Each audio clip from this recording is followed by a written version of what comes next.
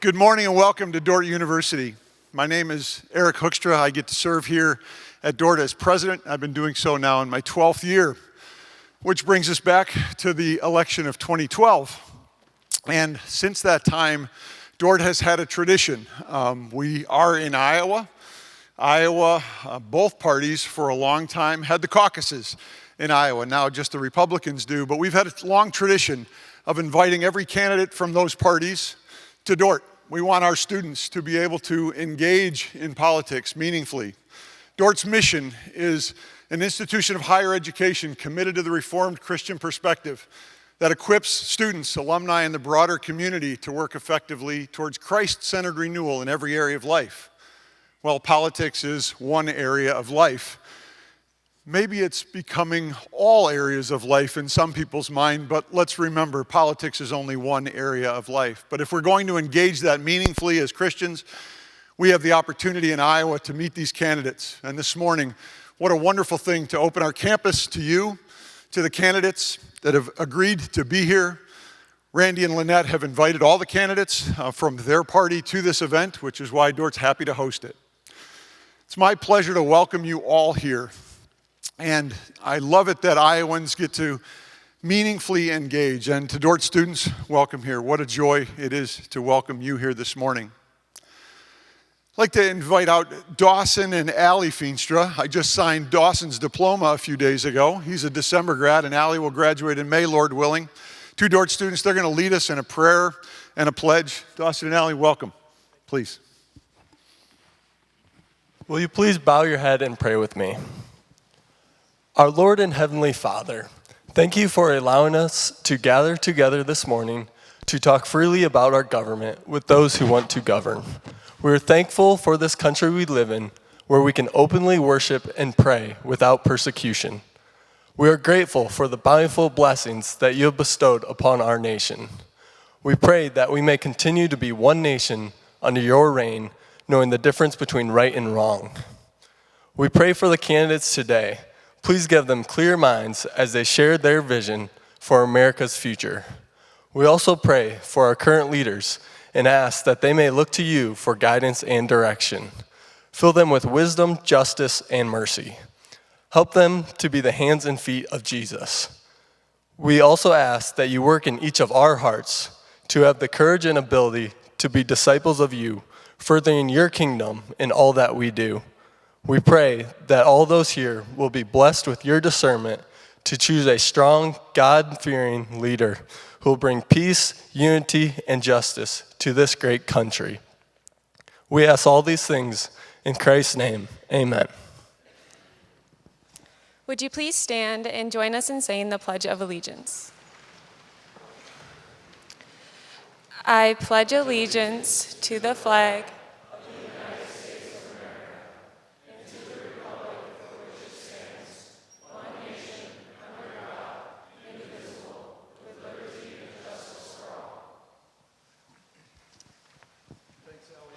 Dawson. Appreciate that very much. I moved here 27 years ago to Iowa and never looked back. It's a wonderful place to live, and got to know Randy shortly after that. Randy Feenstra is a very unique congressman, particularly to Dordt University. I believe Randy has maybe the only distinction, I think this is correct, of been a Dordt grad, been a Dordt dad, been a Dordt faculty member, and been a Dordt board member. I don't think there's anybody else in all creation who has all four of those designations. So we feel very blessed to have someone in Congress that knows Dordt University as well.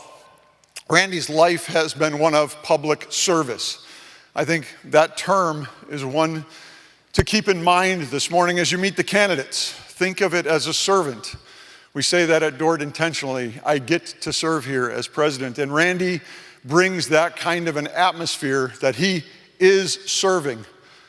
Yes, his constituents, also his state, his country, but I believe also Jesus Christ when he's in Congress. He is serving, and he thinks of it in that way. Randy was a city administrator in Hull before serving in the Iowa legislature. Just also has been a faculty member, as I mentioned here, graduated from Dordt University, went on to get a Master's of Public Administration from Iowa State University, and recently finished his doctorate. Although he doesn't go by Dr. Randy Feenstra when he's running for office, he well could. Lynette, Randy's spouse, works in our admissions department, also a wonderful woman. Would you join me in welcoming Randy and Lynette Feenstra to the stage?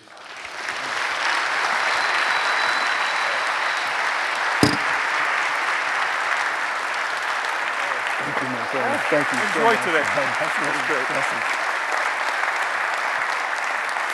Thank you so much, President Hoekstra. Thank you for those kind words. And I am so excited. This is my alma mater. And to be on stage here is wonderful. And what the mission of this university stands for, it's close to my heart. They're intentional about their faith. And that's what we are today. We are here today for the Faith and Family Feenstra event. Faith comes first. I want to talk about that just a little bit. When you think of faith, you think of what's in the heart. You think about what that means and what we look to. We look to God for our direction and our guidance. And our leaders should do the same thing. I think of what the Bible says. I think of the past verses in the Bible that say we have to look to God for direction. And the kings that look to God for direction, and kings that didn't look to God, and how prosperity was either given or not given based on the kings looking to him. And then we think of what the king talked about in Luke, and how Isaiah talked about it and foretold the story. He said, "For unto us a child is born, for us a son is given. The government shall be upon his shoulders, and his name shall be called Wonderful Counselor, the Mighty God, the Everlasting Father, the Prince of Peace." Yes, our God, our Father, the one that we need to look to, the one that our leaders need to look to for guidance and direction, to have our nation blessed, to have our nation prosper, just like what occurred in the Old Testament. So today, that is what we're going to talk about. That's what we're going to discuss. So with me, I'm excited to have the love of my life, the person that I've been with for over 30 years, the person that I've had 4 children with, 4 wonderful children, that has been a kindergarten teacher for 24 years and now works at this university. I'd love for you to give a warm welcome to my wonderful wife, Lynette Feenstra.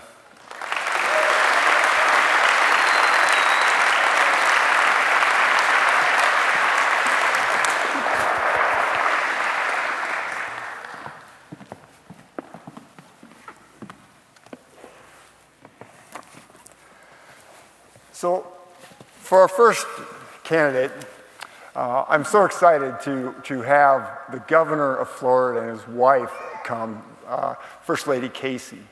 They've done so much, and you know many of their stories. But I just want to tell you a little bit about their story. Ron was raised by his mother, a nurse, a father who installed cable boxes, and his mother was a nurse. He attended Yale University and was a captain of the varsity baseball team. He also graduated with honors from Harvard Law School, where he also was commissioned as a U.S. Navy JAG officer.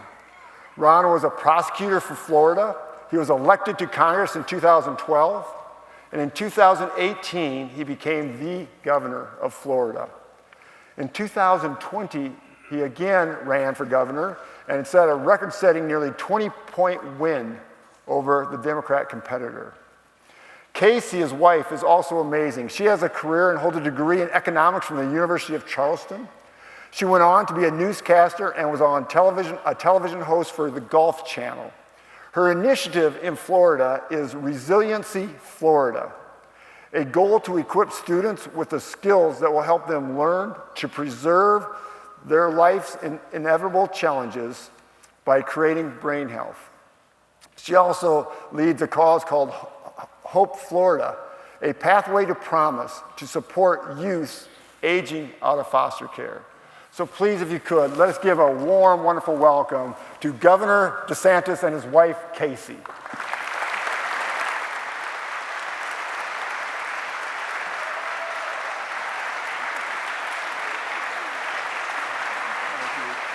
for coming.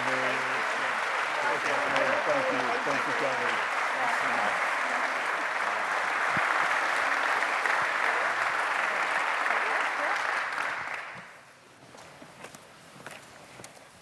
Well, you can tell who's from Florida, the one that forgot their sleeves. We've seen a lot of each other over the last year, and really got to know him. He did my Feenstra family picnic in May.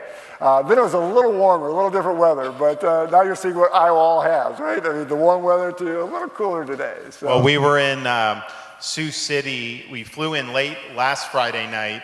Saturday morning, we had our 3 kids, a first grade kindergartner, pre-K, Florida born and bred, had never seen snow before.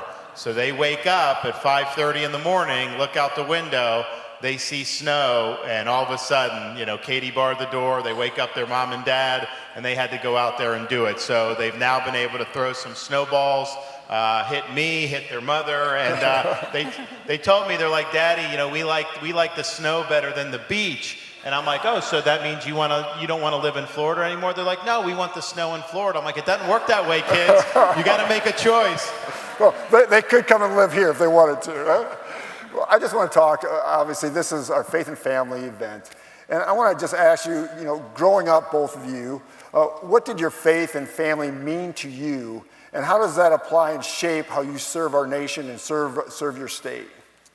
Well, for me, faith in God is really the foundation of how I live my life, but also how I conduct myself in an elected office.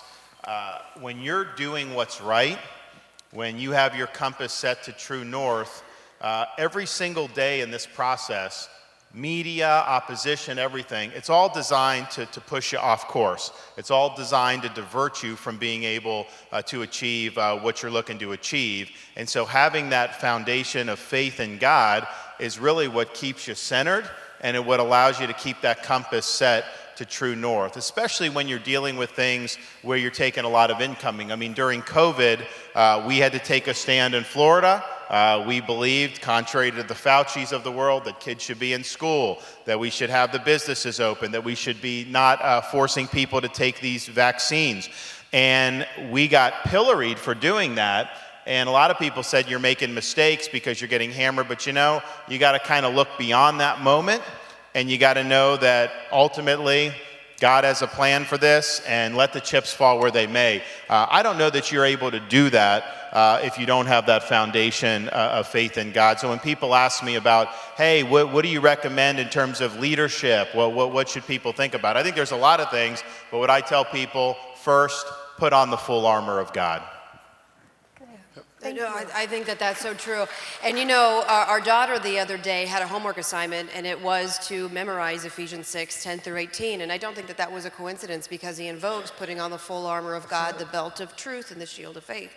And, you know, I think that everything that we do, and particularly for me, when I was going through some pretty significant health challenges, having that foundation of faith, knowing that I'm not in control, that there is a higher being, gave me the ability, plus having a really great husband who helped me every step of the way through 6 rounds of chemotherapy, 3 surgeries, and 6 weeks of radiation. But having that foundation really gave me the strength. And another thing about my faith, going through what I went through with my medical problems, you know, I never would have thought that I would have come out stronger on the other side. I don't think that there's a lot that I would be able to do today had I had not gone through a lot of that. And I would never wish what I went through on anyone. It was awful.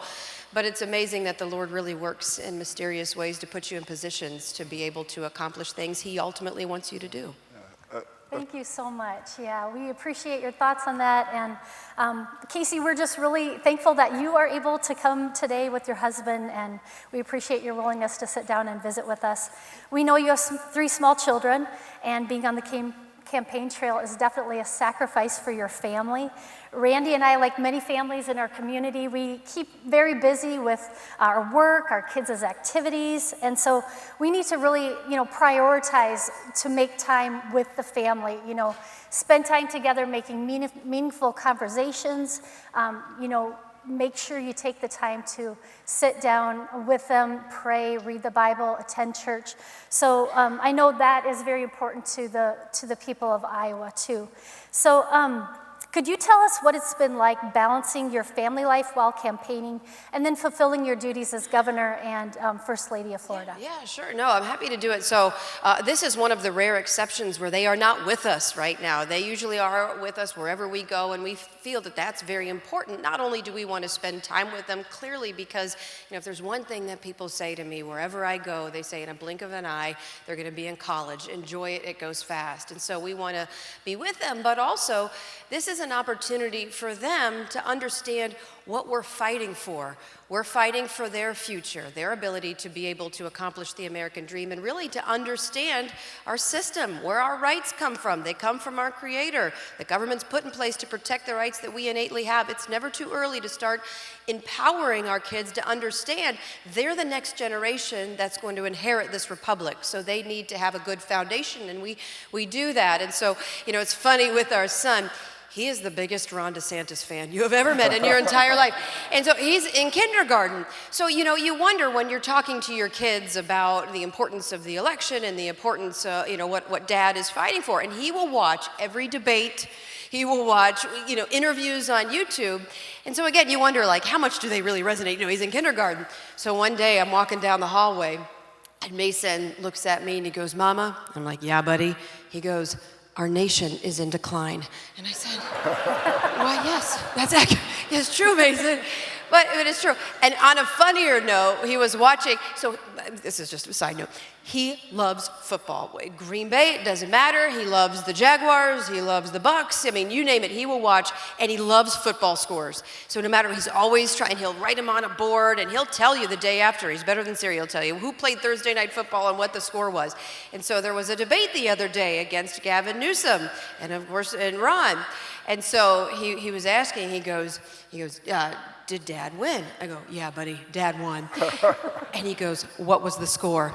And I said, we couldn't even count it. It was so good. But no, we enjoy having them with us. These are very special times, and it's a blessing. I'm not going to lie, it's a little crazy though. Well, I think so we've done events in all 99 Iowa counties, which is important. It's an important thing to do. And I would say our kids have been with us for clearly a majority of the 99 counties. And it's a type of thing where, as governor, one of the things I would always do, you can be very busy. I like to get out and do events in different parts of the state, particularly when we're pushing legislation. But I'd always make sure I got home at night. I very rarely stayed overnight anywhere else. And so we'd do that and get home for dinner, if not, before they go to bed. But even if I miss that next morning when they wake up, just making sure that you're present and making sure that you're able to spend time. We've really worked hard to include them in this process, which is a crazy process. But all things considered, they've handled it very, very well. They're a little bit upset at me right now because we live in Tallahassee, which is where the governor's residence is, and they've become fans of Florida State football. And so a couple weeks ago, they were asking me about what was going to happen with the playoff, and I said, well, if Florida State just wins the remainder of their games, there won't be more than 4 undefeated teams, and so they will go to the playoff. That's what'll happen. And so Florida State won the rest of their games, ended the season undefeated. There were only 2 other undefeated teams, and yet Florida State got excluded from the playoff in favor of 2 one-loss teams, Alabama and Texas. And so my kids are telling me, "Daddy, you said they would make the playoffs. What happened?" And I don't really have a good answer for them for that. So if y'all can enlighten me on how this college football stuff works, that'd be helpful. That is so funny. Maybe you want to tell them that maybe Florida State needs to join the Big 10 or the Big 12 or something like that. ACC. Well, but yeah, the thing is just that it's you do your thing. You win the games. I think because their star quarterback got injured. Yes. I think that was probably why they did that. And I get that, but. Nevertheless, and you got to think, we were in this debate the other night in Tuscaloosa for this Republican debate, and I'm there talking to these Alabama fans. They go to the playoff almost every year. Florida, when I was growing up, we were a college football machine between Miami, Florida, and Florida State. Right. It was like year in, year out, all these teams were competing. And then really in the last, seems like 10 years, It's been difficult. My first year as governor, because we have very good high school football in Florida, I told my staff, I want to write notes, congratulatory notes to every blue chip high school recruit on signing day. So they give me a stack, and I'm doing it, and it's like, Dear Mike, congratulations on going to the University of Alabama. Dear Johnny, congratulations on going to Clemson. Dear Travis, congratulations on going to Georgia. And I'm like, wait a minute, why am I congratulating them for them leaving the state of Florida? We used to never lose recruits. It used to always be we would get the best recruits to stay in. So that's just how these things go. But nevertheless, it was a good season for them. But it cost the university millions and millions of dollars to get excluded from that playoff. I want to, you and I are similar in the fact that my motto, my slogan is delivering results for the people of the 4th District, delivering results for Iowans. And you have the same situation, delivering results for Floridians. Can you talk a little bit about the results that you delivered for faith, for family, since you've been governor of Florida? Sure. So my view you get elected to office, particularly an executive office like governor or president, you got to be right on the issues and the policy. I mean, we see somebody like Biden who's wrong on all this, it can do a lot of damage. But being right on the policy is not enough. You also have to be able to take that lead and implement that vision and deliver tangible results for people. So everything that I promised I would do for the people of Florida, I've delivered on 100% of those promises across the board. So you look at universal school choice, we beat the teachers union, and now every parent in Florida has an ability to send their kid to the school of their choice. Some of it is public schools within their school district, they have choice. They have charter schools, and then we have private scholarships where people can go. That's been a huge, huge boon to so many families. One of the things that we've done, and Casey was involved in pioneering this, is we wanted to be able to do things to help with child welfare, particularly for mothers, single mothers, who get caught up in the welfare system. And so instead of just going and getting a check and then coming back and getting another one, and that creates a certain cycle, Casey created something called Hope Florida, where she got churches and charities and businesses and individuals to plug into what's called the care portal.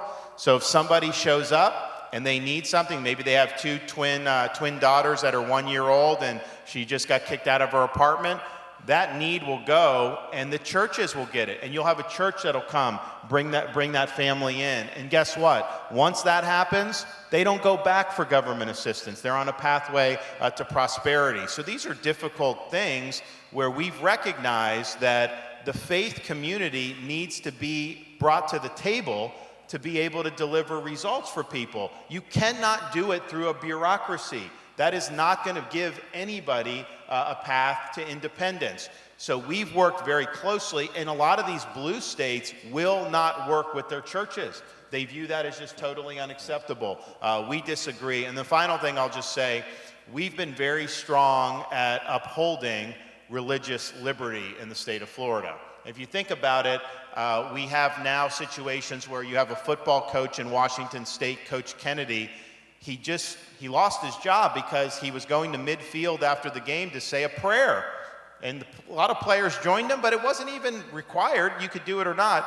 And he lost his job just by doing that. He goes to the Supreme Court. He wins a 6-3 decision to be reinstated. And people said that's a victory for religious liberty. But I would say to you, the fact that that case is even being brought, the fact that we're even in the Supreme Court for something like that, that shows you that religious liberty is not being honored in this country the way it is. And so in Florida, we believe as the founding fathers believed.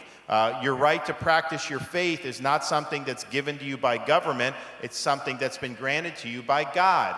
Government cannot infringe your free exercise. And yes, that means if you go to church on Sunday, but it also means you have the right to be able to live your faith out in society. Apart from that, I think what we're battling nationwide is a view of the left that they believe, they'll say that if someone mentions God in the public square or under God in the Pledge of Allegiance, that's, quote, an establishment of religion. That's not what the founding fathers believe.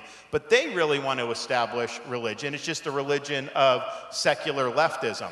And they want that to be the orthodoxy so that if you, as a Christian or another faith, If your faith conflicts with their agenda, they expect you to bend the knee. That is not religious liberty as our founding fathers understood it.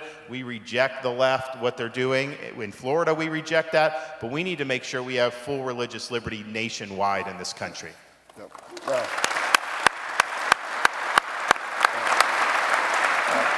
We absolutely believe we have to have religious freedom. I mean, that is paramount. It's in our Constitution. Lynette, I think there's a question from one of the students here at Dordt. Yes, we are so grateful for so many students and college students and high school students that are visiting today. So we want to give a shout out to you.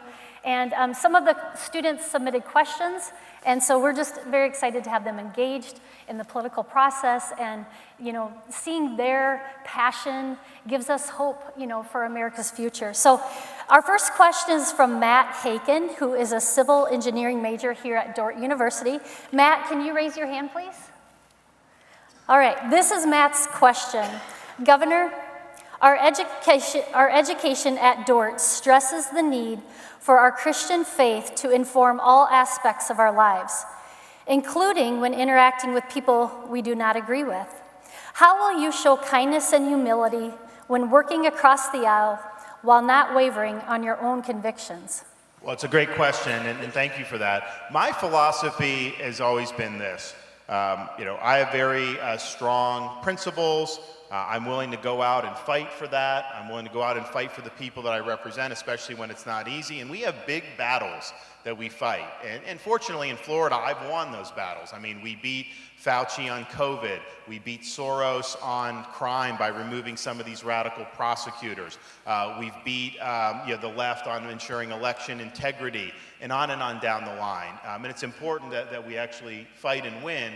But what I also understand is, you know, you and I can be in a political battle over one issue today, but then 6 weeks from now, there may be another issue that maybe we are allied on.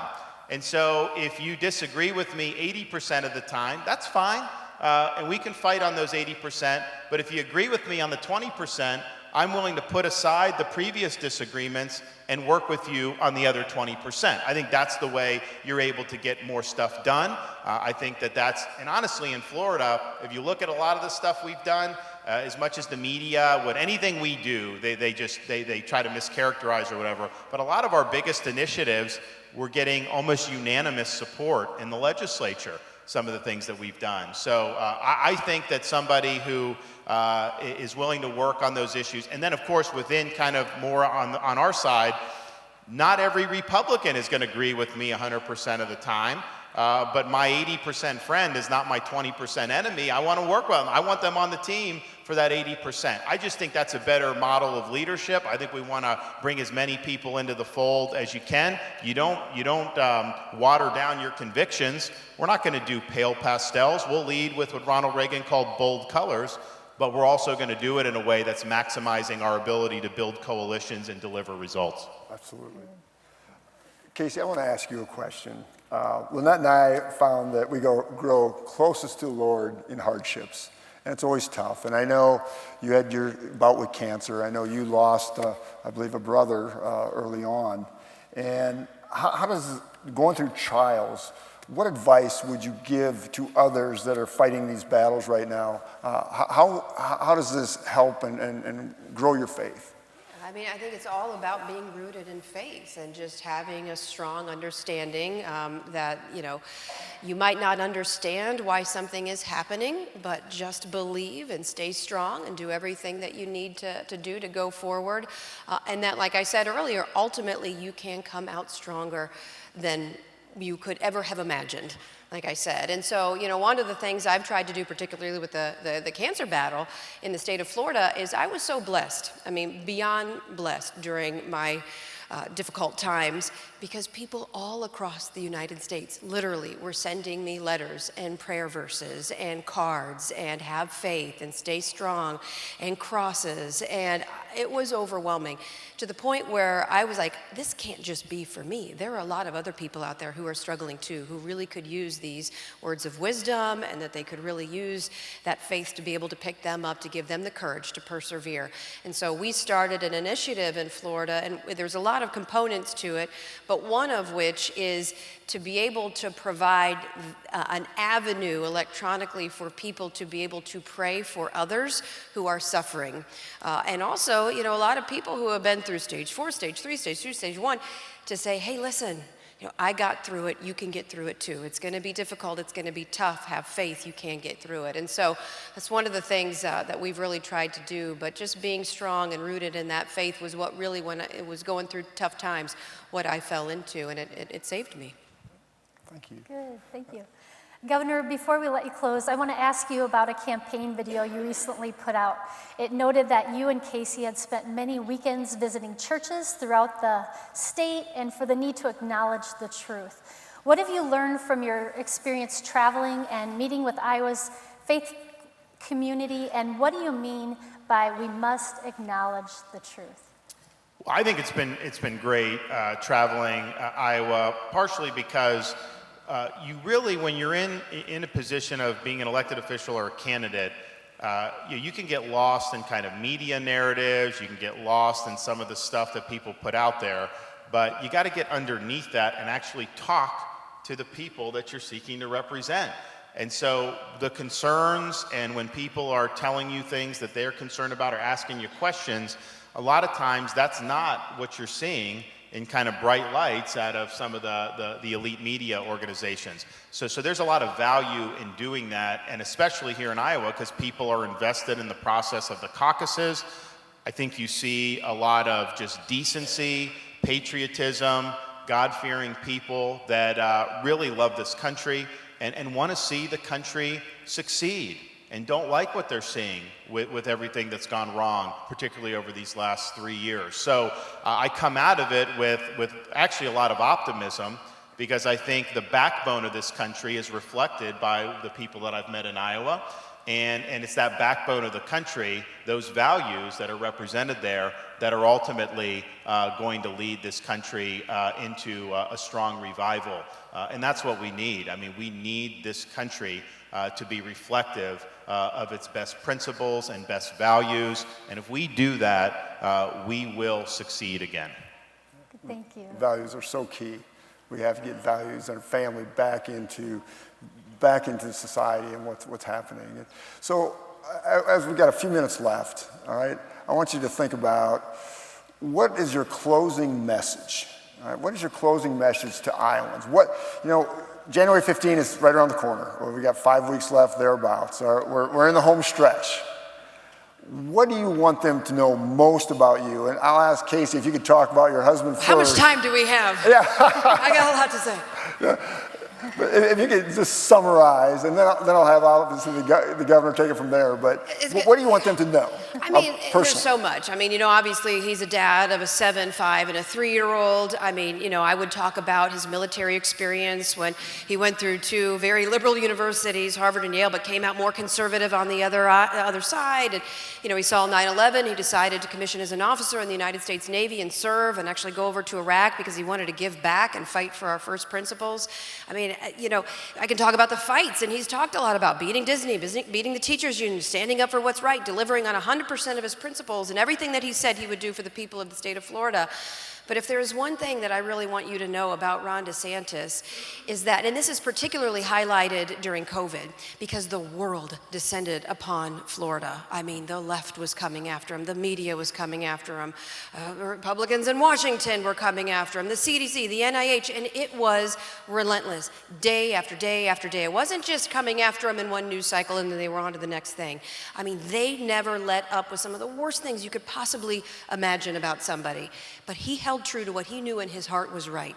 He stood up for the children to be able to be in school. He made sure that people were able to work to put food on the table for their families. He made sure that families could be with their loved ones in the final moments of their life. I mean, on and on it goes. Businesses, I mean, these big businesses were able to stay open, but these little guys, they were getting pummeled across the country, but not in Florida. He held the line. And so I say this, what you want in a leader in Washington is someone who's going to stand up and fight for you no matter how hard they're getting attacked. You want somebody, as Rush Limbaugh said on his final radio show before he passed away, He said, Ron DeSantis has an ironclad spine of steel, and that is the God's honest truth. This guy will never waver, he will never back down, he will never give up, and he will stand for the values and the principles that made this country great. And that is why I am out here every day of the week and twice on Sunday fighting for him. It's not because I'm married to him, that has nothing to do with it, because I feel like I have an obligation from what I have seen of him in front of the cameras and behind the cameras when it's tough. And I mean, I'm turning on the TV and it's not nice, but he never wavered and he was a rock. And that is exactly who you want fighting for you at this moment in our nation's history. Awesome.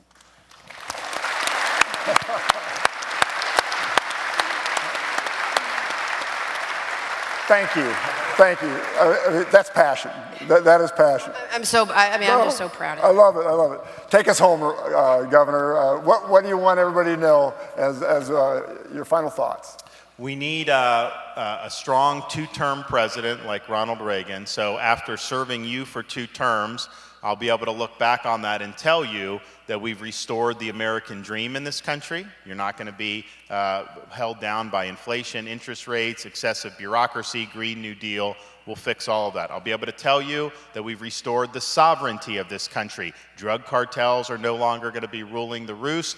We're not going to have massive amounts of fentanyls and illegal aliens pouring in. We're going to be able to say we've revitalized our nation's military, fended off the threat posed by the Chinese Communist Party, and that the 21st century is still an American century. We'll be able to say that our school systems are now educating kids but not indoctrinating kids, that the rights of parents are respected, and that there's been a new emphasis on teaching kids about American civics and what it means to be an American. We'll also be able to say that whether you live in a red state or a blue city, criminals are held responsible for their crimes. The inmates are no longer running the asylum, and that every family has a right to raise their kids in peace and security. And then we'll be able to say that we've restored the U.S. Constitution to its centerpiece in our national life. We'll have a limited government that works alongside us, not an unaccountable bureaucracy that's weaponized against us, that imposes its will on us. We will have held all the agencies responsible for COVID accountable. We will have ended weaponization of agencies like the DOJ and the FBI, and we will have ensured robust religious liberty all throughout the land. And we'll be able to say more, but if we can just say those things, then we'll be able to say that we've restored America to what Ronald Reagan called the shining city on a hill. We cannot be the first generation of Americans to leave to our kids and grandkids an America less prosperous and less free than the one we inherited. That would be breaking faith with every generation of Americans that have come before us. And so, as the only veteran running in this race, part of my motivation is we've got young kids and we're looking for the future, but I also am conscious of the debt of gratitude we owe to people throughout our country's history who've put on a uniform, risked their lives, and in some cases given the last full measure of devotion for service to this country. We're not doing justice to their sacrifices if we don't turn this country around. So as your candidate, I will get the job done next November like I did in Florida. As a leader, I'll always conduct myself in a way that you can be proud of. And as a president, you'll be able to count on me. I will not let you down. Thank you all, and God bless.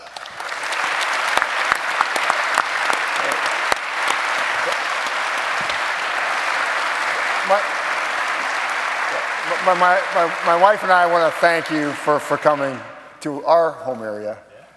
We're so blessed for you to come here, and you came for my picnic. We're so very grateful.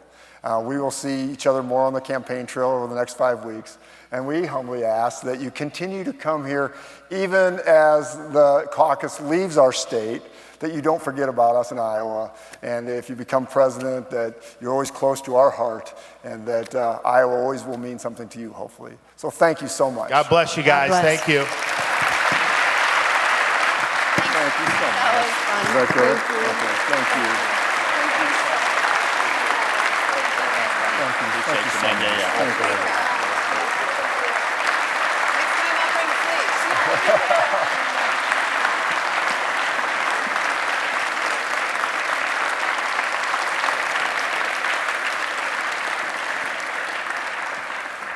Well, that was exciting. That was. That was It really was good. very exciting. Absolutely. Well, I tell you what, now I want to introduce another friend who I got to know about a year ago. I got to meet him, Pastor Binkley, at his work. I got to see his office and where he works. And I've just got to know him so well as a brother in Christ. And that's why I'm so excited for him to come. And I just want to tell you just a little bit about him. So Pastor Ryan Binkley is the president and CEO of Generational Group located in Richardson, Texas, with over 300 employees.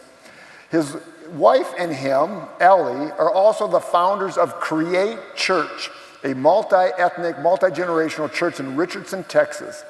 As he is the lead pastor, his deep passion is to see church members of all walks of life discover and live out their purpose.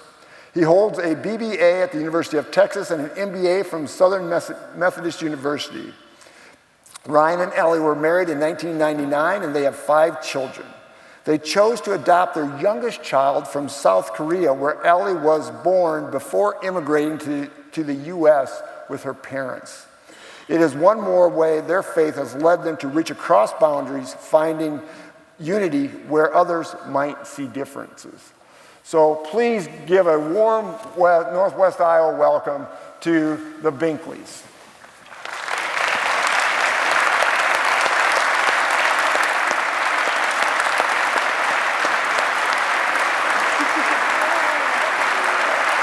Thank you so much for coming. Thank you. I really appreciate you being here. Thank you so much. Thank you. Thank you so much. It's great to be with you. Welcome, Ellie. I think there's a mic on your chair. It's so great to have you here. And I love your story about what happened. We met, it's interesting how you bump into people. We were in D.C. A couple weeks ago, and all of a sudden there was Pastor Binkley, and we had a great conversation together, and it was just wonderful to see you. And now to see your wife Ellie here in the wonderful state of Iowa, and this beautiful weather of Northwest Iowa, that you're here, coming out of Texas. It's just like this in Texas all the time, so I feel right at home. It's great to be here. Welcome, everybody. Thank you. Well, I'll tell you what, for those that don't know you two, could you just sort of introduce yourself to Northwest Iowa and elaborate sort of on your background and what got you here? Wow. Okay, do you want me to start, Ellie? Okay, I'll start. So my name is Ryan Binkley. Many of you have heard of our campaign and our message, but many of you haven't. And I'm a CEO of a company that I co-founded with my dad, a family business, about 20 years ago. And we do merger and acquisition services for middle market companies. So we started helping business owners sell companies, and we created a model, and it took off real quick. And so now we have several companies, a growth consulting firm, a wealth management firm, a software engineering company, restaurants. We have a few things. And about 400 employees now across 16 offices across the nation. And we're pastors. So Ellie and I, we started in ministry as friends before we got married. And so we've always done ministry. We did young adult ministry for 17 years before we started our church about 10 years ago. And this is our life. 5 kids, 13 to 23. As you mentioned, we adopted our youngest. And, God really spoke to our heart to enter this race for a message. And really the message was this, that America needs an economic revival and America needs a spiritual revival. And the time for that revival is now. It's time for something different in America. That's a little bit about us. Ellie, you want to say something? Yeah, we were back at the Capitol a few months ago, and somebody asked me, you have such a busy, full life. What are you doing? Why are you in this race? And immediately, the first thing that came to my heart, and I shared, is that we're doing this for the next generation. We don't have to look too far around our world to see that something must change. And Ryan and I believe that change is that we need God back in this country. We need godly leadership. Amen. And it's truly for the next generation, not just for our sons and daughters, but for yours and the grandchildren to come. This is the most beautiful, amazing nation in the world, even now. And as a first-generation immigrant, I am proof that the American dream is real, and that's why my parents immigrated. This past May marked 50 years of my family immigrating. And I asked my dad, I said, okay, how do you feel? So he's 93 now. And I said, how do you feel being here 50 years? And his first word was, I'm grateful. I'm grateful to this country. I don't take it for granted even now. Wow, that's special. We do truly live in a wonderful country. Yes, thank you for those words. Yeah. Seeking the Lord's will has always been a priority for our family too. We want to be willing to go where God calls us and faithfully serve him in order to bring him all the glory and honor that he deserves. Often God needs to close doors sometimes, as you found out, and open new ones for us. I remember when Randy was running for Congress and the Lord was asking me to make a career change, and our future was very uncertain at that time, and we were not sure what we were supposed to do, but we felt the Lord telling us, do you trust me and will you obey? And so, have there been times in your life that, you have felt God, leading you to new opportunities, and you talked a little bit, but maybe you could expand on, what was the main decision that you decided, yes, we are going to, I am going to run for president? Wow, okay, so this gets back to, these moments you're just talking about, God moments where God shifts you. It's happened a few times in my life. I gave my life to the Lord in 1992. I was a wreck in college, but God came in and he saved me. And it was about 1995. I was all business after college, working with Procter & Gamble and Boston Scientific. And then I went on a mission trip, and I had one of those God moments. And the God moment was, I'm called to ministry. And so then I began to set the next few years of my life up for that. And when Ellie and I got married, we both ditched corporate America, got asked to come on staff at a church. We took about a 70% pay cut, I think, and then we both came on staff at a church doing young adult ministry, missions, inner city ministry in Atlanta. And then a tragedy hit my home, and I thought I would never put on a suit again. I thought I was going to be a pastor of missions the rest of my life, and that was just 24 years ago. And then my brother was killed by a drunk driver 22 years ago. And we prayed. He ran a small business with my dad in Dallas, and God spoke to us again, saying, this is part of your journey. You'll pastor again. And so we just kind of took that step. That's when I went back and got my MBA. Ellie's had similar moments, but God moments, the Bible says, I think in Ephesians 2, that we're his workmanship, we're his handiwork, and he's got a plan for us. And it's something he prepared long beforehand. And you know what we don't know beforehand? We don't always know the last chapter. But we know he has got something special, and we're navigating these journeys. And so it was about 8 years ago. I'm doing business life, our company's growing. We started a church, same kind of moments continued. And then God spoke to me. It came in several dreams that a message for our country, run for office. I'm going to tell you something. And I was like, what is this? Are you serious? I mean, I was not a politician, still not a politician. Thank God. I don't know that we need more politicians, but anyway, he began speaking to me about our country. And so those came over and over. I ignored them for a few years, and then it came just more clear, and that now's the time. And so that's how it came. And then we just kept following it. And I think just like, if you remember the Indiana Jones movie where they step out on the invisible bridge, if you remember that scene. Gotta have faith. This is what it feels like for us. We're walking on an invisible bridge, and sometimes not until we pick our leg up does that little next plank come down, but that's what it's felt like. And so we're walking this out for America, for you, for Iowa. I believe there's so much at stake, but I think it's a movement of faith because God wants to do something in America that's different.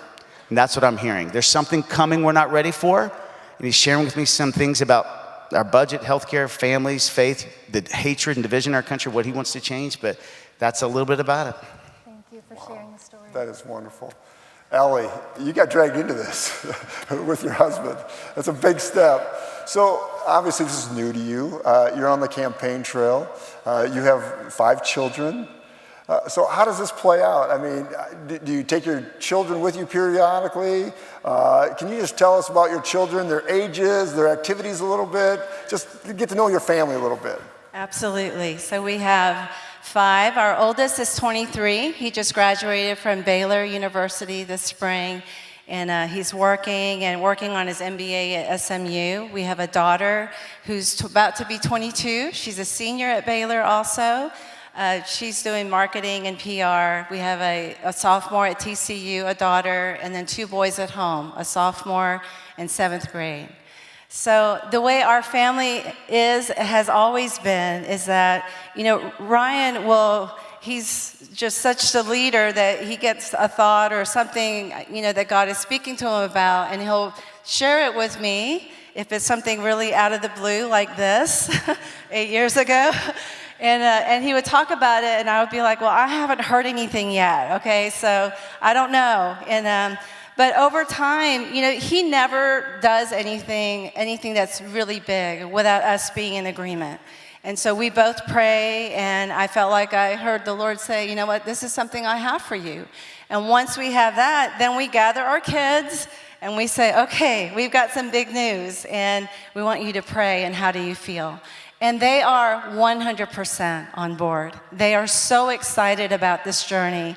They are young adults, and they know, looking at this country, being on the college campuses, all the craziness that's out there, and they know themselves that God needs to be back. And so along this journey, over the summer, they traveled with us quite a bit. We traveled, I'll travel with him for some of the bigger events, but the joy in this journey has truly been meeting Iowans. I mean, I've never been to Iowa until this time, honestly, but we vacationed at Lake Okoboji this summer. It was so beautiful. And then just meeting people that love God, that love their country, that love their families. It's like kindred spirits.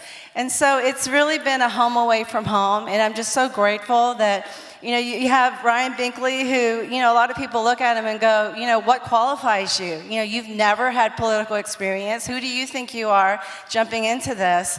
And I say, you know what? Mr. Trump really broke that barrier. He had no political experience.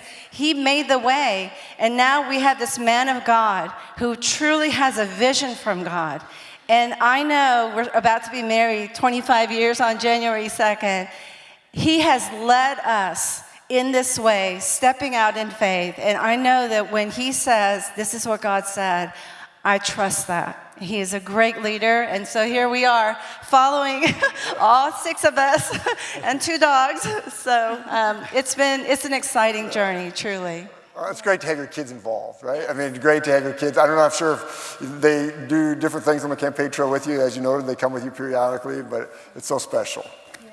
Pastor Ryan, you've spent a lot of time in Iowa. Randy and I love it here. We're both born and raised here. We feel that Iowa's strong faith and family values, their work ethic, safe communities, and opportunities for the next generation make this an amazing place to live, work, and raise a family.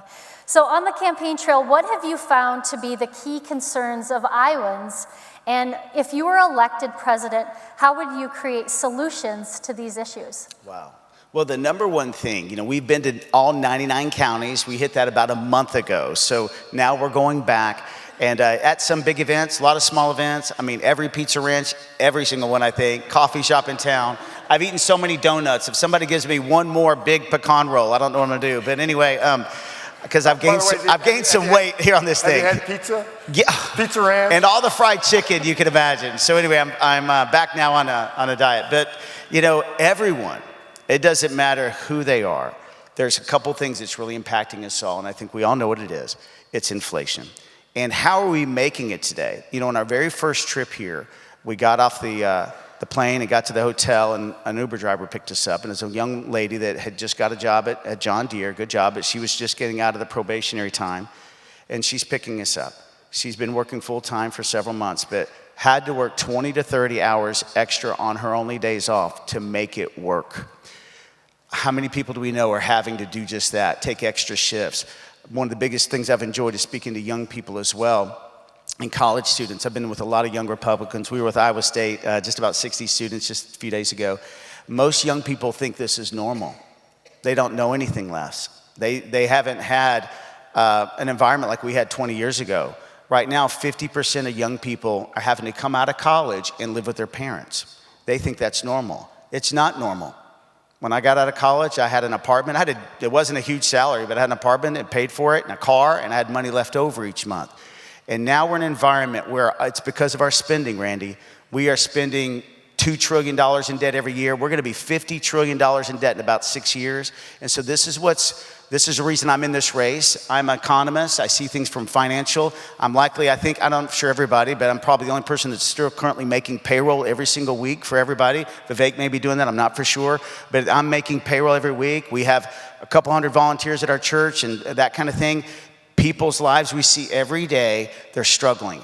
And this thing that we're doing in the economy by printing so much money, by the way, would you like to have one of those printing machines, money printers? I'm checking in for you.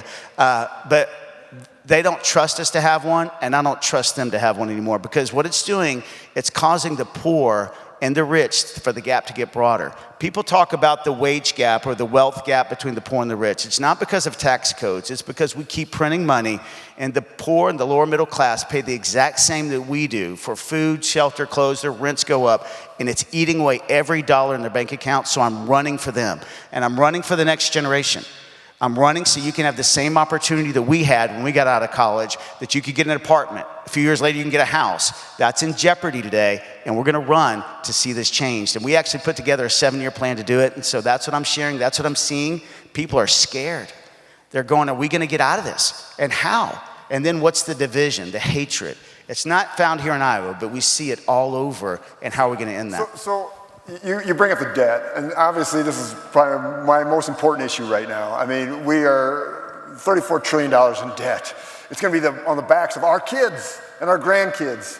And if we don't resolve this, I mean, we are in a debt spiral, and it's going to be catastrophic. Exactly I mean, it's going to be extremely serious. So can you just explain, just very quickly, 1 minute, how do we get out of it? Okay, there's a couple things we need to do. And people ask me all the time, Ryan, how are you going to balance the budget? Randy, we have a 7-year plan to do it. We run about 20%, 25% over budget. We're $2 trillion in debt this year. Here's how we'll do it. First thing we're going to do is we're going to tackle the number one biggest expense in our budget, and that's healthcare. Many people do not know this, but it is actually about 20% of all GDP now. The U.S. government spends $4.5 trillion in healthcare alone, Medicare, Medicaid, Obamacare, all other subsidies. And here's the problem. Healthcare inflation is 40% higher than regular inflation for 20 years. 40% higher. Regular inflation is about 50% higher than wage inflation. So our wages over the last 23 years do not go up with inflation, and they do not go up with health care. I was in Osceola just a couple days ago meeting with a retired doctor in his 80s. He said, Ryan, in 1968, I started practice, and he goes, the charge to deliver a child was $100. $100. It's $12,000 today. The inflation number on currency is about $900. So at the same rate, a delivered child should be about $900 or $1,000, but it's $12,000 to $13,000 today. And by the way, if you want to pay cash because it's a broken system, they'll cut it in half for you. And it's the only thing that's that broken. It's corrupt in America. It's filled with monopolies. So first thing we'll do is get the waste out of healthcare. We have launched the first ever, I think, Republican-led healthcare plan for America that actually gets rid of monopolies, gets rid of waste, brings price transparency back. And when we do that, we can save probably 3 to 5% a year. Big Pharma, we spend twice as much on healthcare than any other nation in the world. Canada pays 28 cents on the dollar for drugs that we do. They can buy generics because Big Pharma pays off our lobbyists and politicians and presidents, by the way, and we give patent extensions 10 and 15 years longer. So what we'll do, we'll reform healthcare, we'll get rid of earmarks, we'll use wisdom, and you know what? We'll fight for America, and I'll communicate to America, just like this, what debt does. It destroys your savings account. Ditto. I hear you 100%. I got to get you in front of Ways and Means. We got to talk about Let's health go, care. Randy. I like Absolutely. We got to get you to D.C. Lynette. Yes, Ellie, in your introduction, you kind of talked about your background and as a young child, how you immigrated to America from South Korea. Could you just tell us a little bit about what your experience was like, and then what led you both to your decision to adopt a child from South Korea? Yes, so my dad was the interpreting officer during the Korean War between General Trudeau and the Korean general on the ground. And that afforded him the opportunity to begin the immigration process. So he moved from Korea to Japan. He was in line for 15 years until his paperwork came up to the top. And even in Okinawa, he still worked for the U.S. Army. And so when he immigrated, I mean, he said, Ellie, and I have 2 older brothers, it is the land to fulfill the American dream. And when we moved, he said, we are Americans now. We're not going to let language be a barrier. I understand a little bit of Korean, but we didn't speak it in the house. So as we grew and really, getting just engulfed in the culture of America and the love for this nation had just anchored me. And then plus, my dad was the first Christian in a family of Buddhists. There was a Presbyterian missionary that came and shared the gospel. And at 18, he converted.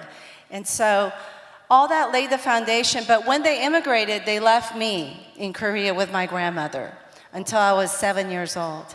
So I did not know I had parents. I didn't know I had brothers until my grandmother passed away. And one day, this woman appears at the house saying, well, I'm your mother, and we're going to go to America. So I was like, wow, okay. So, growing up in that, and then now, all these years later, we're married, and every time I would hear the story of adoption, I would just weep. And I felt like God was saying, Ellie, this is something that I have for you and Ryan. And when I would talk about it with Ryan, it was definitely something that he was all in for. And so I think even though I wasn't necessarily adopted, I still feel like, I could relate to, a child from Korea. And so that's what we did. We started, moving in that direction. And it has been the greatest joy. He is truly a Binkley and definitely such a gift to our family. But in that, as we look at this country and we look at the topic of abortion, this is something that is really huge on our hearts, is that we want to promote a culture of life. That not only is there a culture of life for the baby, but there's love and support for the mother that's in a point of crisis. We have to get into the foster system and just revamp it to where there are people of integrity, people of morals that are fostering these children, and then allowing adoption to be more affordable. Why does it have to cost $50,000 to go through adoption? If we can get churches and private charities and organizations and promote it as a culture, then when the woman is in crisis, a teenager or even a 27-year-old who's in crisis, their first thoughts will not be, oh my goodness, I've got to go to Planned Parenthood, because that is not health care. I'm going to go turn to the Crisis Pregnancy Center. I'm going to go to this church because I've heard that they really help women in need. And not just the women, but the men, the dads, that are asking for the woman, for the girlfriend, please don't do this. Thank you. Thank you. So we only got a few minutes left. Yep. We should get a question from a student yet if we can. Okay. All right. We are going to, we have a question from Derek Vanderscaff. He's an agribusiness major. Derek, can you raise your hand? His question is, because the role of president is influential and representative of the United States as a whole, how do you plan on showing Christ in your day-to-day work? How do I plan to what? How do you plan on showing Christ in your day-to-day work? I really see this, that's so much broken in our country, as we just shared, economically, but as Ellie talked about in so many ways, culturally. Right now we have a huge problem, and the Republican Party has a problem too, because we have a great poverty gap in America. Urban America is really struggling. You may know this, but the Republican Party lost 46 of the top 50 cities and biggest cities by population, and we don't really have a message for the poor. So I really think as president, one of the things I can do is obviously lead the fact where financially we can all have an even foothold. But I think we can also do a lot in owning our cities today. So Jesus' greatest message was this: love your neighbor. And I've been asking college students that hate politics anyway, because most of them really don't vote Republican either, would you join me in a movement to love your neighbor? Can you see a different movement in education? Because one of the visions I have for education is helping the most poor actually have an opportunity that many other people just don't have today, or they don't have today. And many of them are struggling in reading. For instance, 1 out of 6 blacks in urban America are reading at the 8th grade reading level. It's only about 40% across the board anyway, 50% reading and doing math proficiently.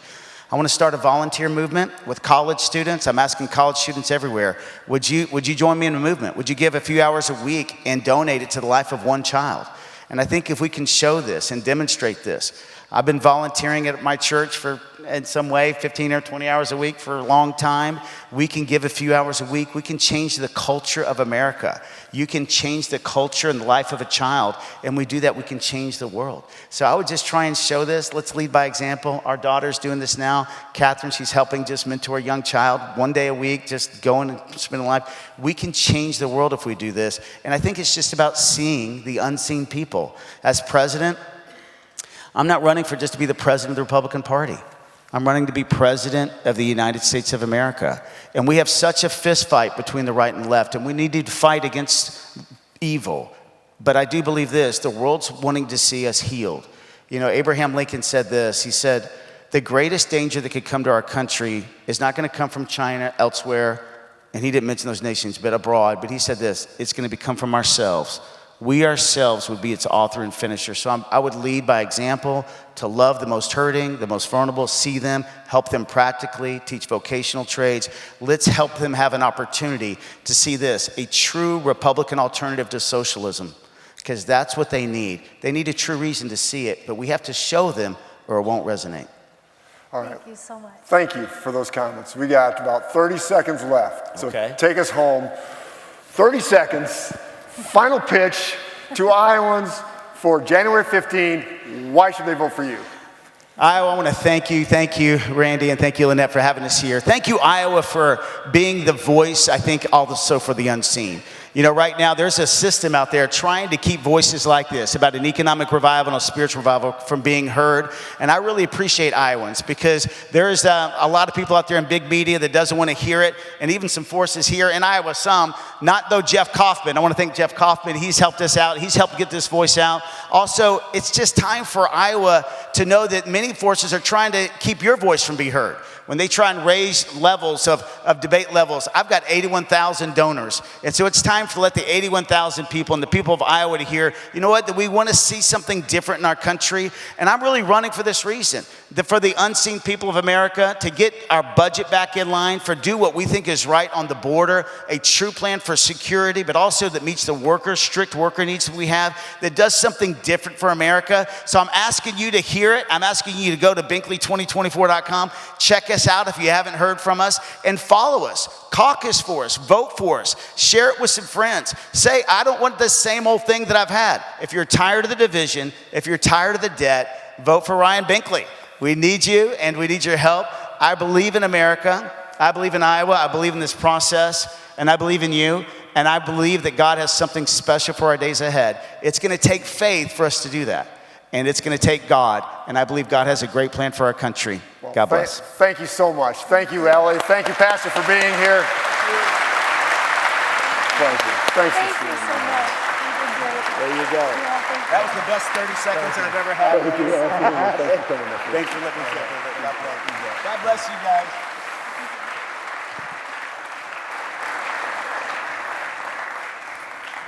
I always think it's interesting to hear different perspectives, right? Right. From the governor to now a pastor that's running, Right. and now we have an entrepreneur that we're going to talk to. Yes. This is so exciting. So. Yeah, so I'll tell you a little bit about the next candidate that we will be welcoming onto the stage, Vivek Ramaswamy. He is an American business leader and a New York Times best-selling author of Woke Inc. Born and raised in Cincinnati, Ohio, he often recounts the sage advice from his father. He said, if you're going to stand out, then you might as well be outstanding. This set the course for his life. He was a nationally ranked tennis player and the valedictorian of his high school. He went on to graduate from Harvard with a biology degree and received his JD from Yale Law School while working at a hedge fund. Then he started a biotech company, and he founded Strive, which is an Ohio-based asset management firm. Vivek is married, and his wife is a throat surgeon and an assistant professor at the Ohio State University Medical Center. They live in Columbus, Ohio, where they are raising their 2 sons. Please help give me a warm welcome to Vivek Ramaswamy.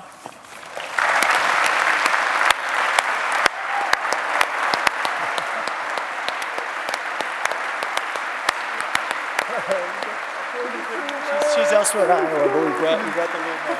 Hello. Thank you so much for coming. It's good to see you. How are you guys doing? Good, good. Hello, how are you? You sit with Dad? Yeah? What is his name? His name's Karthik. He's the older one. Karthik, yeah. This is Karthik, people. Yeah. Karthik, his little son. Am I supposed to have a mic? Yep, there's one on your right chair. there. Yep. Okay. Can you sit here? Here's Mike. That is awesome.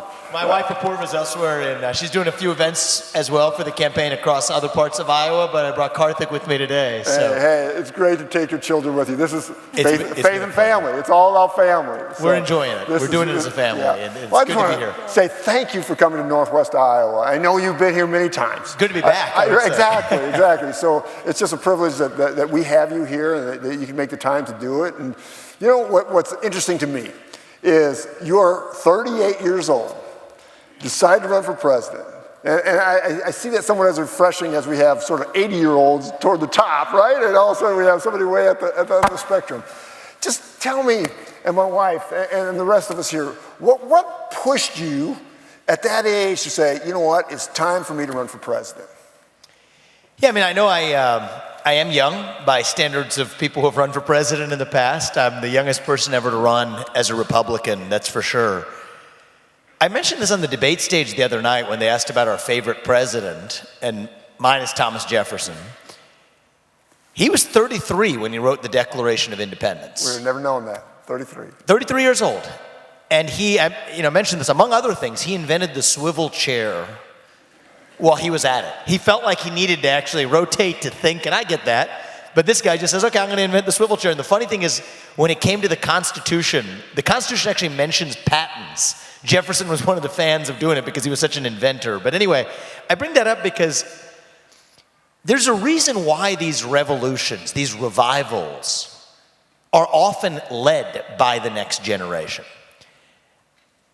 I think it's going to take somebody whose best days in life are still yet ahead to see a country whose best days are ahead of itself. I do believe that, and I don't take that for granted. Every day we wake up is a blessing, and we don't take tomorrow for granted, but I hope they are for me, and that's the way I look at our country as well. And so, yeah, I come at this not as a politician. I had started, in your kind introduction, you mentioned I had started a biotech company. That was the first major company I started.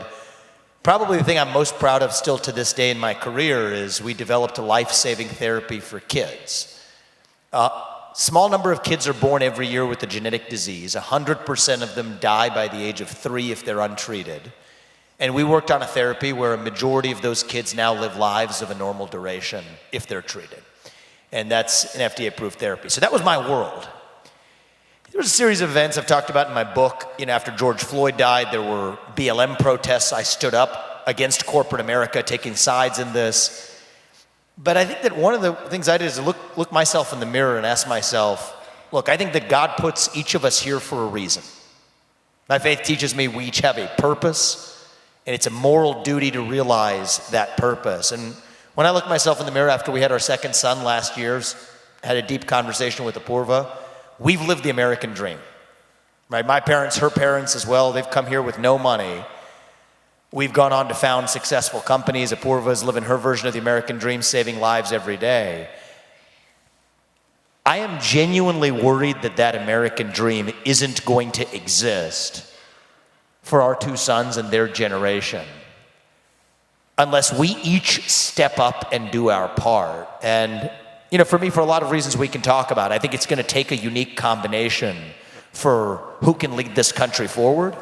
But among those, I think it is going to take somebody with fresh legs and from the next generation to do it. And that's a big part of why I entered this race. Absolutely. Well, I appreciate you running. You bring a new perspective.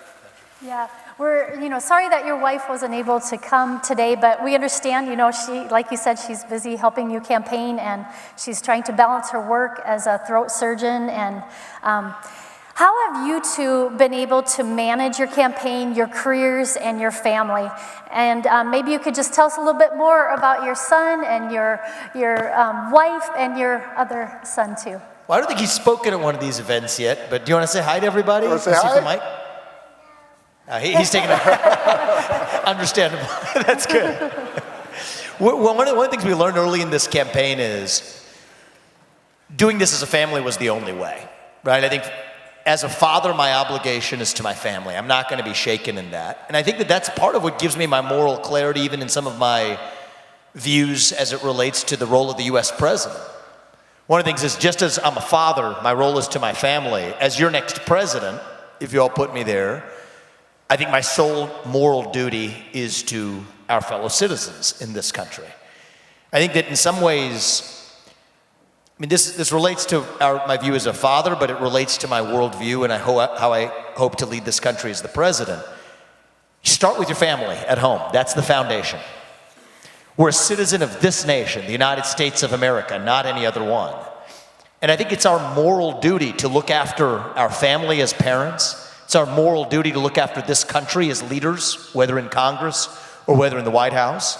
And then after that, we can turn to solving hunger in the Congo or wherever else it is that we're sending our foreign aid. And I don't say that disparagingly. Those things are important too. But your moral duty starts closest to home. And that's kind of my worldview, and that's the way I expect to lead this country as well. But anyway, that's one of the things we learned early in this campaign was that Apurva was put here for a purpose too. She's one of the best in the country at what she does. Many of the people she sees after being cancer survivors, they have not swallowed food for years. And she's one of the few people in this country who does the procedure, does a form of surgery that allows many of those cancer survivors to then eat normal food.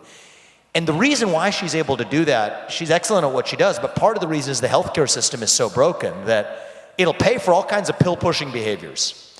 It'll pay for all kinds of feeding tubes or other expensive interventions, but it happens not to pay often for the one set of procedures that actually allows people to live a better life. And so in her case, she often does that without taking payment. That works, thankfully, for our family because we've lived the American dream, but that doesn't work system-wide. But she's continued to pursue her calling, and she's here on the weekends as we're pursuing it together as a family. But that's one of the things I've learned is if you're each called by your purpose, you know, everything tends to fall into place, and so far we're grateful for the way it's worked out. Thank you. Thank you. So this is the Faith and Family Feenstra event, and we all have different faiths, and I want you to just talk about your faith and your upbringing, just so we can all understand what that means and what it means to you. I appreciate that, Randy, and I appreciate it especially because sometimes I feel like that ends up being an elephant in the room at times in events. I'm Hindu, and that's not been a norm for U.S. presidents in the past, and so I acknowledge that. I think it's a good thing for us to be able to have an open dialogue about faith. So I'll tell you about my faith. That is what leads me to pursue this journey, is my faith. My parents instilled in me my faith from a young age, and though I left it probably for much of my 20s and late teen years, I definitely came back to it with conviction. My faith teaches me there's one true God, that He put each of us here for a purpose, that we have a duty to realize that purpose, that God works through us. We are His instruments. He works through us in different ways, but we're still equal. We're all equal because God resides in each of us. That's the core of my Hindu faith. And it happens that I went to Christian schools. So I went to St. Xavier High School in Cincinnati. And one of the things I learned is that actually those values were actually very familiar to the values I was educated in my time at St. X as well. My parents brought us up in a very traditional upbringing. I mean, they always taught us family's the foundation. Marriage is sacred. There's very traditional upbringing, between a man and a woman. That divorce is not some option you just prefer. That the good things in life involve a sacrifice. Abstinence before marriage is the way to go. That it's not just about this life. It's about an eternal life long after this life just here on earth. And so when I got to St. X and we read in scriptures class in 9th grade, we read the 10 Commandments for the first time. What do they say? One true God. Don't take His name in vain.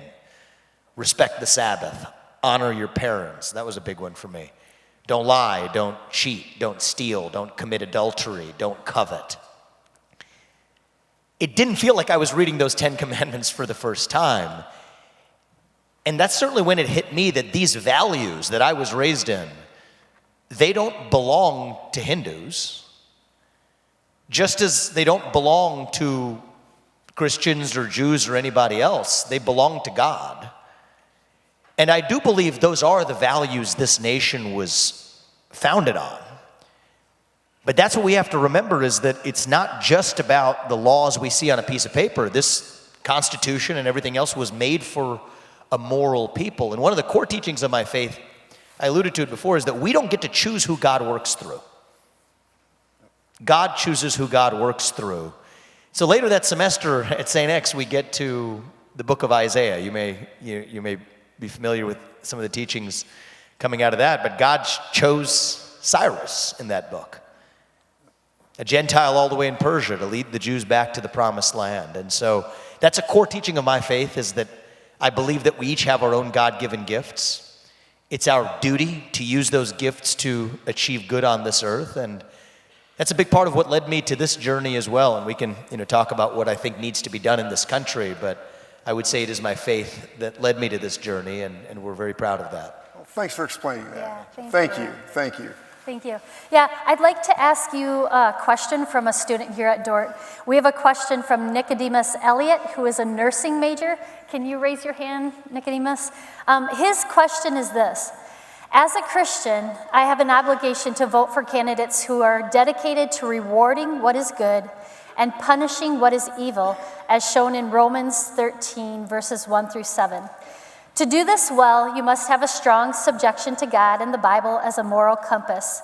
Since Christians are those who dedicate their lives to following Jesus as the exclusive means of salvation and restoration, what confidence can you leave us with that your campaign will work with the Christian vision to advance the kingdom of God in America?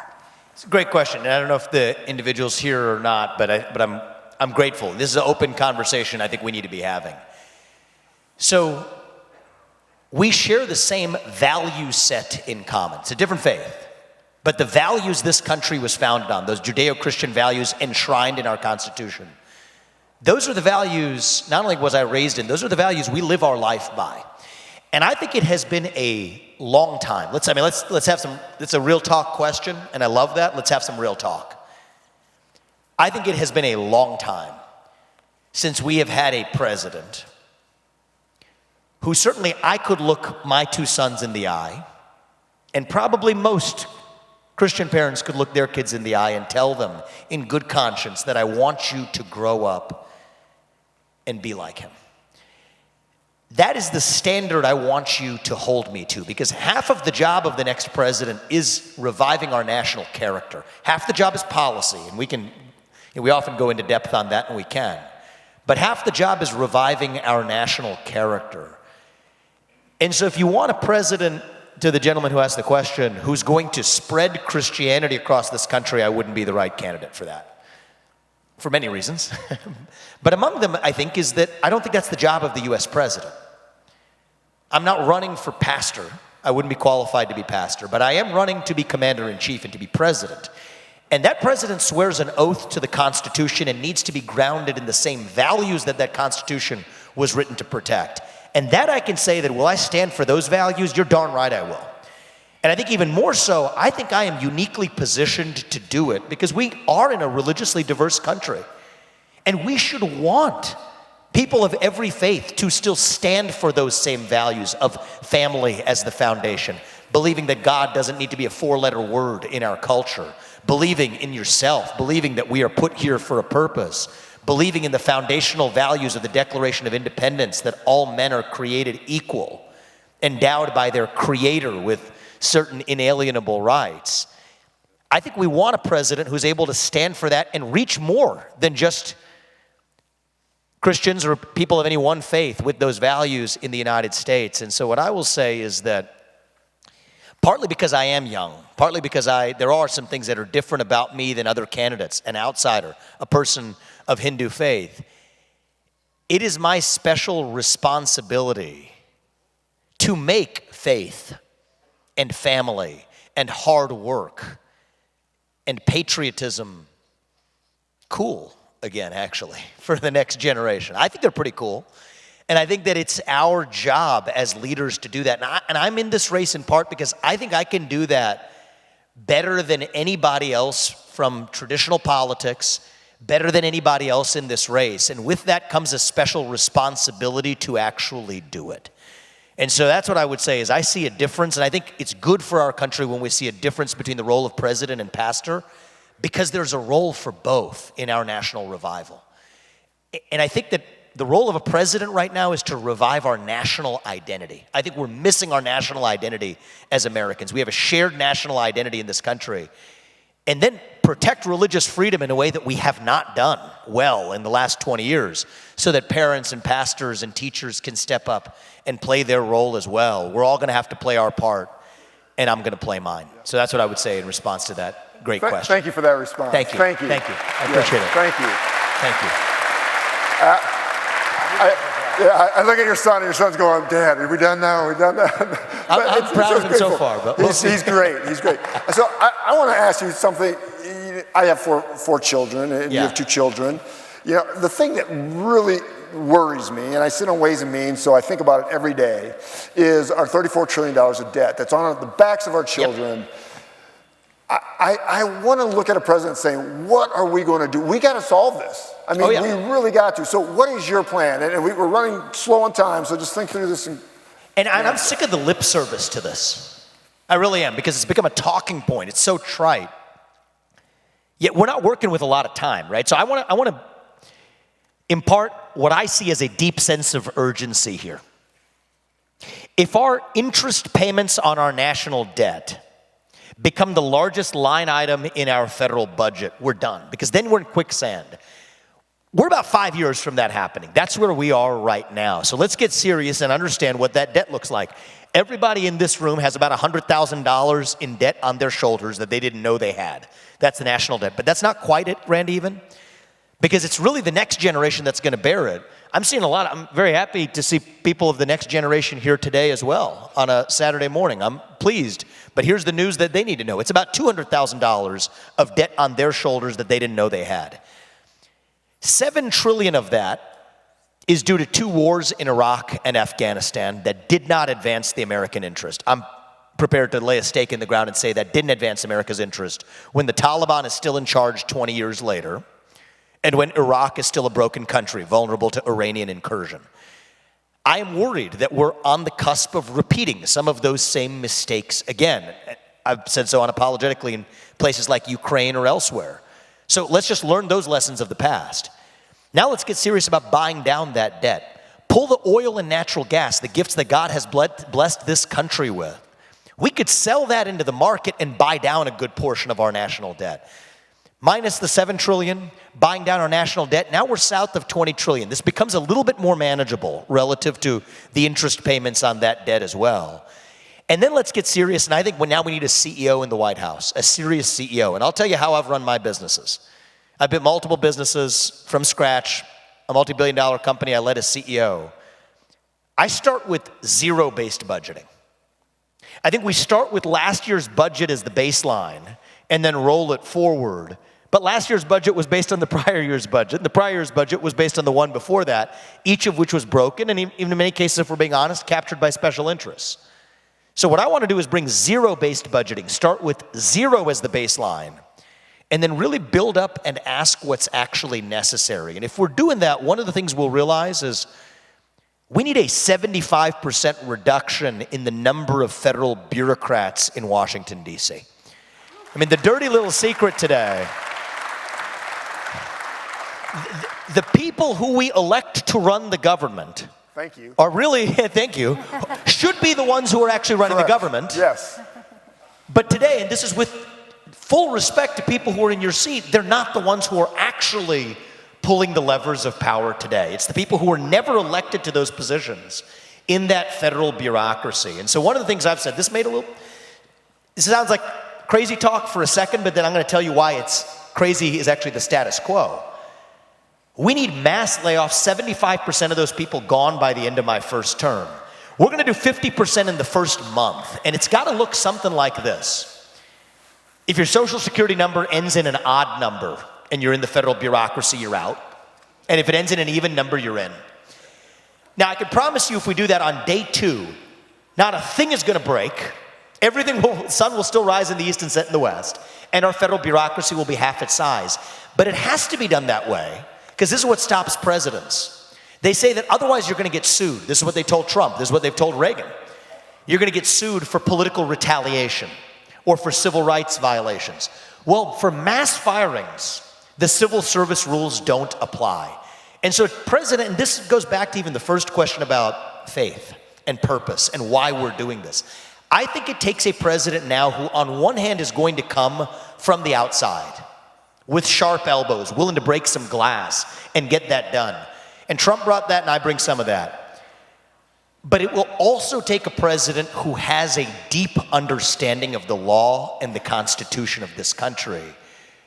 And as somebody who's hired thousands of people in the businesses I've built and the career I've built, is those two skills don't usually go together, right? Usually you'll have the academic law professor type over here, but they're not going to be able to execute and get it done. You might have the sharp elbow business guy, but might get duped if you don't understand the actual law and the Constitution.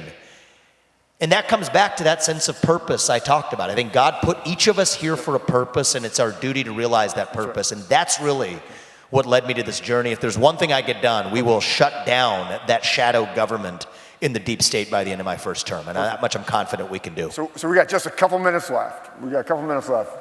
Okay. As president, you would face many challenges. We see a barbaric war perpetuated by Russia, tourist attacks in Israel, China on the rise, an open border, crime rising here at home. History teaches us about the rise and falls of nations as well as the rise and fall of rulers. If you were president of the United States, how would you help our nation maintain a firm foundation of economic security and moral stability? So I think we could spend a whole day, and that's not what today's about, on economic policy, foreign policy, and I've laid that out elsewhere. But I want to go a layer deeper here. There's something that's upstream of both of those challenges. We are in the middle of a national identity crisis right now. If you ask people my age, the age of many people who are in the front row here, what does it mean to be an American today? You get a blank stare in response. It's like a deer in the headlights. That is the vacuum. That is the void in this country. Right? At the same time in our history, the things that used to fill that void, faith, patriotism, hard work, family, these things have disappeared, only to be replaced by, and then you could fill in the blank, right? Wokeism, transgenderism, climatism, COVIDism, depression, anxiety, fentanyl, opioids, suicide, whatever it is. These are symptoms of a deeper void of purpose and meaning in our country. And I think that, so I'm an America First conservative, right? I'm proud of that. I don't apologize for that. But to put America first, we now live in a moment where we have to rediscover what America is, right? What does it mean to be an American? What are the ideals that set this country into motion in 1776? I brought up Thomas Jefferson before. I think we live in a 1776 moment right now. And once we answer who we are, what are those values? Meritocracy, the pursuit of excellence. That means you get ahead in this country, not on the color of your skin, but on the content of your character. We unlock this economy and says, you know what? We'll drill, frack, burn coal, embrace nuclear, put the best people in the job rather than somebody based on their race or their gender. We'll actually stop paying people more money to stay at home instead of to go to work. Great, there's our economic solutions right there. We'll say that we will stand strong and protect our own homeland, that a nation without borders is not a nation, because who we are is we're founded on the rule of law. That's what I'll use to put the military on the southern border and the northern border. So in some ways, for me, these aren't slogans, and I think most of us in this Republican Party, thankfully, agree on a lot of those sensible domestic policies. But I think we live in a moment where we have to connect that to the why. It's not just because we're solving, we have this economic challenge, let's solve that, and then play whack-a-mole with our border crisis over here.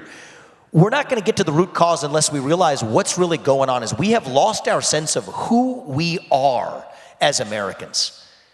I mean, our generation, we have been taught to celebrate our diversity and our differences so much that we forgot all of the ways we are really just the same as Americans. I mean, I brought a different shade of melanin today, okay, great. So what? If there's nothing greater that unites us across that diversity, that's the job of the next president, is to answer what are those shared ideals that unite us, the ideals enshrined in the Declaration of Independence and the Constitution. And then our economic policies and our foreign policies follow from that. But once we fill that void, that's how we actually drive change in this country. And I do think that's going to take someone from the outside, from the next generation, to lead us actually to something, to our vision. And that's why I'm in this race. And so thank you for the good conversation today. I appreciate it. Thank you so much for coming today. I so much appreciate you bringing your son today. I mean, it's special. So I look forward to seeing you on the campaign trail. We have 5 weeks left. And I'll just say one thing in closing, because we had a lot of dour topics, and I heard the great discussion you had with Ryan before as well. About 30 seconds. Sure. The one thing I want people to take away is we don't have to be that nation in decline. I think as a nation, we are really still just a little young, actually. And I think we can still be a nation in our ascent. So on one hand, I'm not going to be the person who tells you it's morning in America, because it's not. But I think it can be. And I think it's going to take a leader who both sees the present hour for what it is. The hour is late, but it's not done yet. And I think with that, I do think that our nation's best days for the next generation can still be ahead of us. And I want to thank you guys for doing what you do every day. Thank you for coming from Northwest Iowa. Thank you guys. Thank you so much. Thank you. Thank you, my friend. Thank you. Thank you so much. How are you? That's good. You're a cool kid, eh?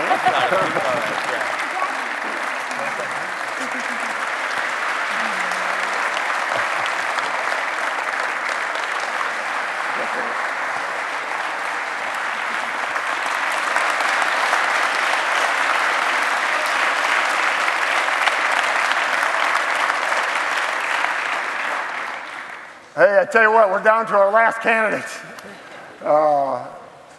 Again, I hope we're learning some things. To me, this is such a wonderful thing to hear this back and forth of what's going on. So our last candidate, we all know, Ambassador Nikki Haley, and she's with her daughter, Rena, today. And let me just give you a little bit of background about Nikki. Ambassador Haley has been born in Bamberg, South Carolina in 1972. She was one of 4 children and the only Indian American family in town. So she was already an outsider when she was little. But Nikki's mom would always say this to her, not to show everyone that she's different, but how she is the same. And she would always hear from her mom that this is the best country to ever live in. In 2004, she was elected South Carolina State House. In 2010, she was elected governor of South Carolina. She was the youngest governor at that time and the first minority governor to be elected. Nikki Haley also has a wonderful husband from Clemson. They met at Clemson University. Michael, a combat veteran, was deployed in Afghanistan in 2013, making Nikki the first governor of the U.S. history to have her spouse deployed. Michael is currently deployed overseas for a year-long mission. Haley has been married 26 years and has 2 children, Rena and Nayland. So let's give a warm welcome to Ambassador Nikki and her daughter, Rena.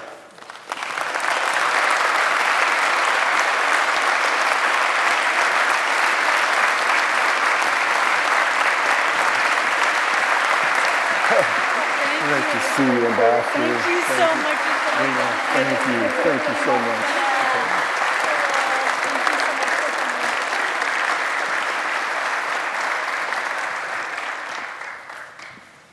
So you and I have seen each other a lot over the last 6 months, and it's so great that you're here and that you brought Rena. This is the first time I've met Rena. You know, it's great to have her here. She's here with her husband, Josh. They're newlyweds. They just got married. But, you know, to be back here, I'm glad she could see Iowa. Yes. My son, Naylan, he's a senior at college, and so he's in the middle of exams. That's why he's not here. But he got to come for the state fair. And he fell in love with Iowa. I mean, he really did. So it's fun. Now she finally gets to come and see it too. But it's cold outside. I can't believe how cold it is. This is not South Carolina at all. Well, I got to tell a little story about you. One of the first times I met you, so this was, I don't know, a year and a half ago, Ambassador came to Northwest Iowa. And what do we have in Northwest Iowa? We have hogs, right? We have cattle, we have hogs. So Nikki comes to me and goes, Randy, I want to take a picture of a hog. I said, you don't know what you're asking for. And she goes, no, I want to go in. So we went into a hog confinement. She took a picture with a hog. And then the next hour, she goes, Randy, I stink like hogs. It's like, that's money. That's the smell of money. So, but she wanted to get that I think done. that smell was on me for like 2 days. We all know the feeling. Trust me. So again, welcome. Thank you. And I just want you just to take 2 minutes to reintroduce yourself to the people from Northwest Iowa. Tell them why you're running, what it's about, and then if we could pivot over to your daughter, and she could just tell a little bit about yourself, what activities and what work you do. Well, first of all, it's great to be back here in Iowa. You know, I mean, I grew up in a small rural town. 2,500 people, 2 stoplights. You couldn't think about doing something wrong without somebody telling your mom. South Carolina, the area I grew up, is much like Iowa. I grew up playing on a cotton field and in a dairy farm. And so, but it was very much about families taking care of families. You know, even if it wasn't your child, people treated it like it was your child. And you know, you learned to love each other and take care of each other. And now in a time where our country is in disarray, whether it's the economy and the inflation that's squeezing people hard, whether it's the fact that only 31% of 8th graders in our country are proficient in reading, whether it's crime that we're seeing on our streets, or a border that's open and so irresponsible that it only takes one person for us to have another 9/11, or whether it's the fact that the world is on fire. You know, we have to get this right. It's so important. We have a country to save. And we need to get back to that love of faith and family and country again. And I know we can do that. I believe it. America has an amazing ability to self-correct. Sometimes we have to hit rock bottom to know where up is, and we're there. Now we just have to look up and make it happen. But it's great to be here. Thank you. Yeah, thank you. Rena, tell us a little bit about yourself. My name is Rena. I graduated from Clemson in 2021. Just recently got married to Josh in April. And he played for Clemson, right? He did. And he was on the national championship team? Yes, he was. And so we met at Clemson, got married in April, and then I became a pediatric nurse. It is a very tough job, but also a very rewarding job. We don't see the best of things there, but knowing that we're helping people is, you know, really important and really special to me. So, you know, and I'll tell you, I'm so proud of her because when she was 3, in her preschool, they did that, what do you want to be when you grow up? We have the picture of her holding it up saying, when I grow up, I want to go to Clemson and become a nurse. And the fact that but she works at the Children's Hospital, so she takes care of anywhere from newborns all the way to the age of 18. And it is truly God's work in a way that you are caring for people that have been through so much.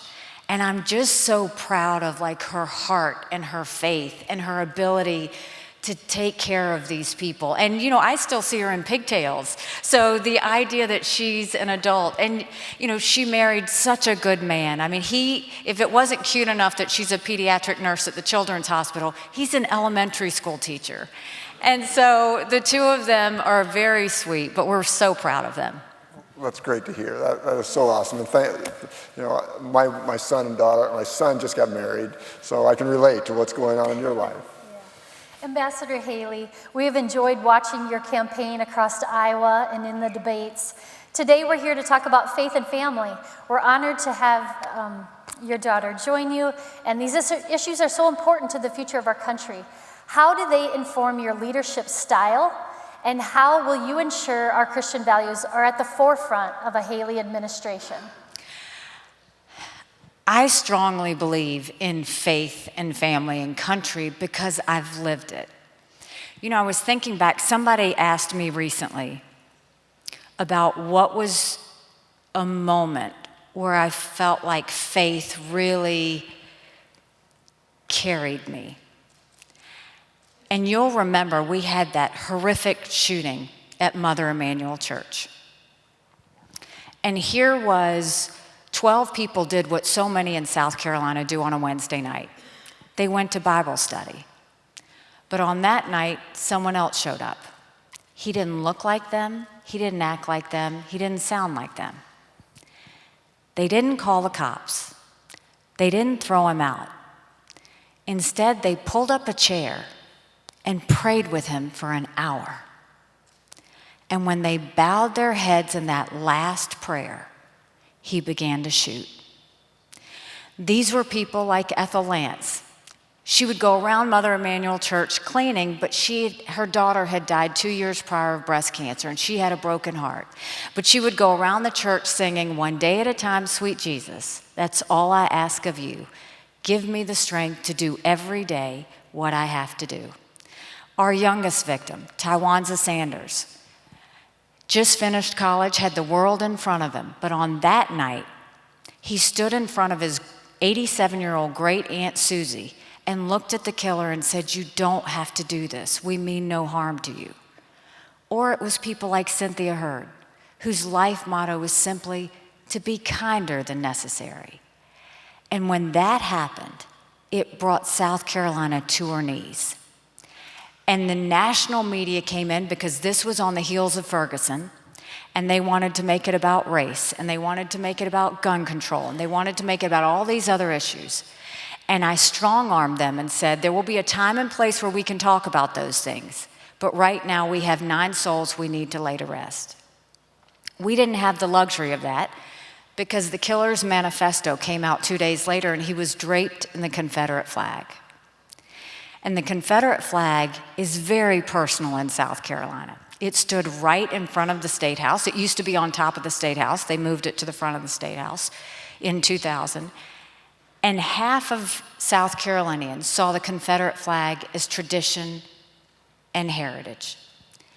The other half of South Carolinians saw it as slavery and hate. This wasn't about me judging either side. It was getting me to get them to see the best of themselves and go forward. And you know, when he came out with the manifesto, I called for the Confederate flag to come down. And I called for 4 meetings. I told my staff, I said, I want 4 meetings. I wanted Republican leadership, Democrat leadership, I wanted the congressional delegation, and I wanted community leaders. And I said, don't tell them why I'm calling, because I knew they wouldn't come. And when they showed up for their meetings, I said, at 3 o'clock today, I'm going to ask for the Confederate flag to come down. And if you will stand with me, I will forever be grateful. And if you won't, I won't tell anyone you were ever in this room. And I had my husband Michael with me because I thought he was going to be the only one standing with me at 3 o'clock that day. But that's not what happened. We had Republicans, we had Democrats, we had whites, we had blacks stand up there. But that was the easy part. In order to bring it down, it took 2/3 vote of the House and Senate. It was a tough process, but at the end of it, we didn't have violence, we had vigils. We didn't have protests, we had hugs. And we showed the entire world what strength and grace look like. But the part that made me come to that was that happened on June 17th, 2015. On June 13th of 2015, I had called for a state day of prayer, a day where we were asking South Carolinians to come together to pray for our country, which felt like it was in crisis. And we had thousands of South Carolinians fast, pray, come together. And I just think, and I took a lot of criticism for it. Everybody said as a governor I should never call for a state day of prayer. It was, it was not good. It was evangelicals coming together, and I really took a lot of heat. But looking back, I truly believe that state day of prayer was preparing us for the tragedy that was going to happen. And I think it's what saved us at the end of the day, because I think it really pulled the hearts of South Carolinians. It was the first time in our country we had had a shooting in a place of worship, and I saw God in that. And I think you never know what tomorrow is going to bring, but that faith and that readiness is so incredibly important for what we have ahead. Thank you. Thank you for sharing that. It's very special. I want to talk about our children. I have children exactly your children's age, and I worry about our national security. What's happened, we saw in Israel. My wife and I were in Israel several years ago. We were at a kibbutz. We actually knew some of the people that lost their life, and it was very personal. I bleed. My heart bleeds for what happened there. And we see what's happening in Russia, and I should say Ukraine and Russia, and then we see China, we see North Korea, and I fear for what my children will see 20, 30, 40 years down the road. How do we protect our country from the tyrants of Putin and others? America has to get this right. God help us if we don't. What is frustrating for me is I hear what's coming out of D.C., and they're saying, do we support Ukraine or do we support Israel? Do we support Israel or do we secure the border? That's such a false premise.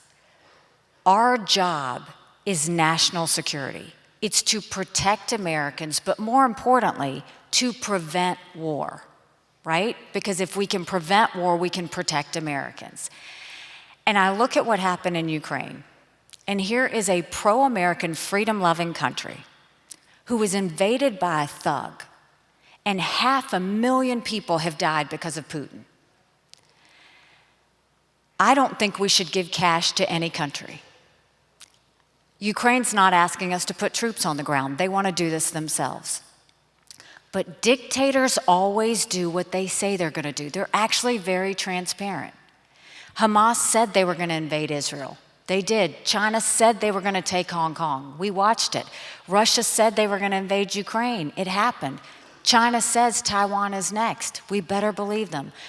Russia has said when they take Ukraine, Poland and the Baltics are next.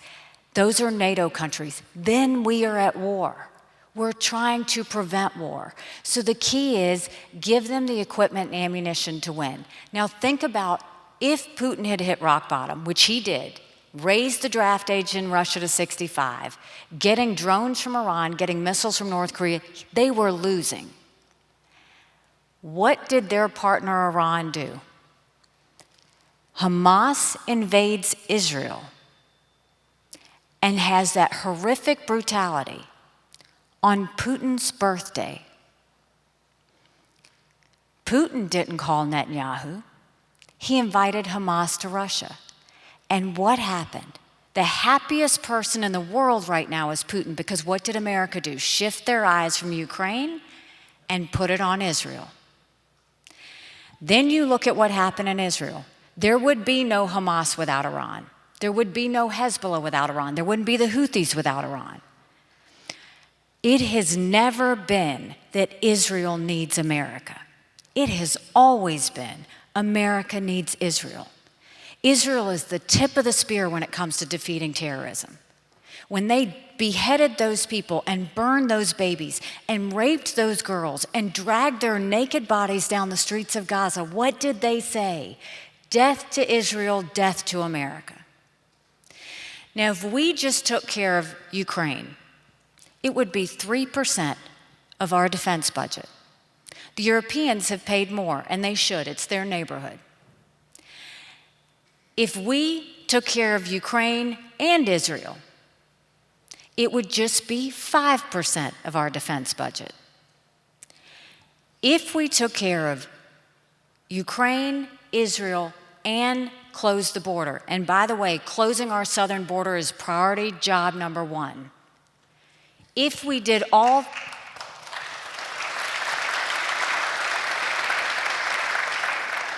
America right now is acting like it's September 10th.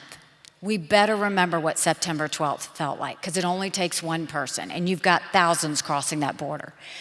So closing our borders, job number one. If we took care of Israel, Ukraine, and the border, that's less than 20% of Biden's green subsidies. So don't let them tell you that you have to pick. What we pick is national security. What we pick is keeping Americans safe. What we pick is preventing further wars. That's what we do. And so that's really the message that we have to understand is on September 12th, we needed a lot of friends. You have to be a friend to get a friend. We need to make sure that America's never so arrogant to think we don't need friends, because we do. Ambassador Haley, we're so happy that Rena's here, and we have a question for you, Rena. What's it like to have your mom running for president? How does she keep connected with you while she's on the campaign trail? And then maybe just give us your pitch about why you think she would be the best candidate for our party to run for president of the United States. Sure. So my dad was recently deployed, and so he used to always be that person for her in the front row at all of her debates. And so recently I took on that role of being that person for her in the front row.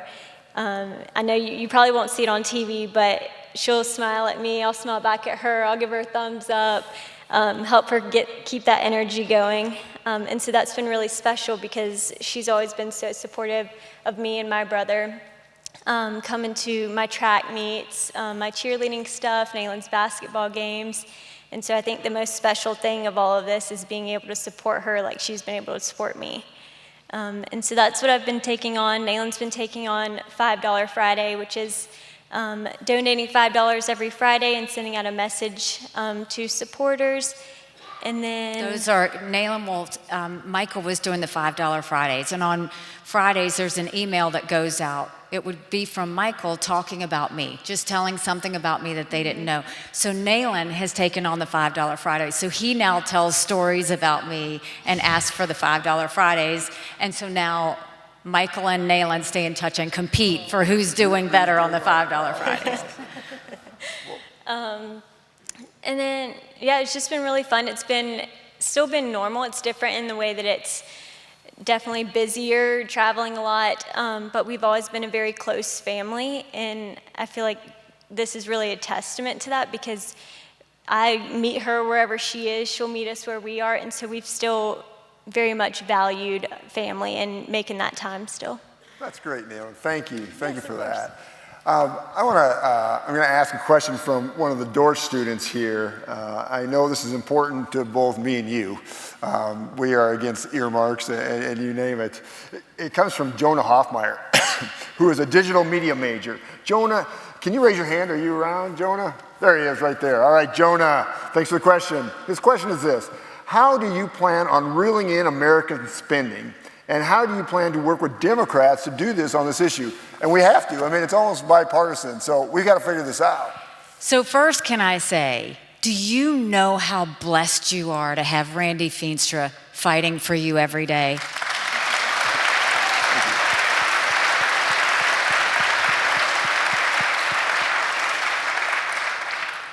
Mainly because he's normal, right? Like, that's what we want. We need normal people serving, in Congress and in our country, like not politicos that this is what they live, eat, and breathe every day, but people who have families, who have a faith, who understand the price of a dollar. And I will tell you, I love that Randy hasn't been taken by DC. He hasn't kind of fallen into that mission creep that happens. You talk about our budget situation. The accountant in me, don't you think it would be good to have an accountant in the White House? The accountant in me sees how out of control the spending is. $34 trillion in debt.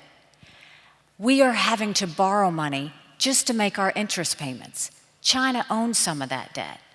And while it's easy to blame Biden, and he sent us down this socialism creep that is dangerous that we have to get out of, our Republicans have done that to us too. I mean, look at the $2.2 trillion COVID stimulus bill that passed with no accountability. We now have 100 million Americans on Medicaid, 42 million Americans on food stamps. That's a third of our country. And did Republicans try and make it right? No, they opened up earmarks and pet projects for the first time in 10 years, pushing through 7,000 of them last December. Now, I want to say Randy Feenstra does not ask for any of these earmarks or pet projects, and I thank you for that because that's really important.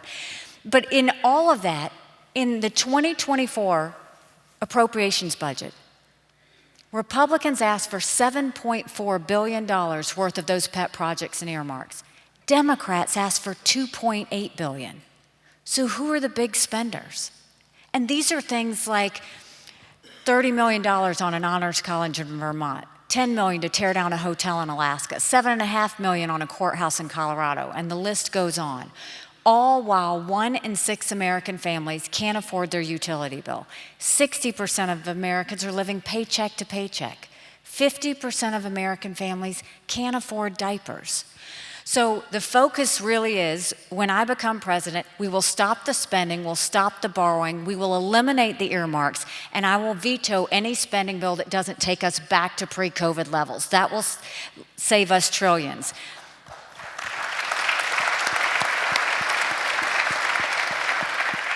The next thing is we need to open up the middle class. We are watching the rich get richer and the poor get poorer. And the way we do that is we will eliminate the federal gas and diesel tax in this country. And we'll cut taxes on the middle class, and we will make the small business tax cuts permanent. They made the corporate tax cuts permanent, but they made the small business tax cuts temporary. When we make the small business tax cuts permanent, that's the heartbeat of our economy. And then you're really getting to where we need to go. But you know, everybody's always like, well, how are you gonna go and do those cuts? The tone at the top matters. And I will do, as president, what I did as governor. One of the first things I did was I replaced the head of every agency. And I put, whether they were doing a good job or not, and I put someone new to freshen it up. The second thing is I sent people, teams, into each agency to clean it up. Pull down bureaucracy, pull down old regs, get rid of problem children. And then I gave them 90-day benchmarks that they had to prove every 90 days to show the taxpayer a return on investment. And then finally, I saw agencies were spending because they were worried they weren't going to get the same amount of money the next year. So I put all of the spending online for everybody to see. And then I incentivized them to start giving money back to the taxpayers. And magic happened. They started to compete. Once I set the tone at the top there, then I went to my legislature and said, your turn. We will go to Congress and at first give y'all a couple of things that are easy and remind them what it's like to win again. And then start pushing the harder things. We can do this, but they need to know their purpose. They need to know how it helps everyday Americans. That's how we'll do it. But you start yourself by showing you're really ready to make the hard decisions, and then you go forward. And that's the key. We got to make hard decisions. That's right. It's got to be done. That's right. Absolutely. So, Ambassador, as we approach January 15th, what is your closing pitch for Iowa voters? What makes you the best candidate for our party to beat Joe Biden? You know, I think the fact that the country is in disarray.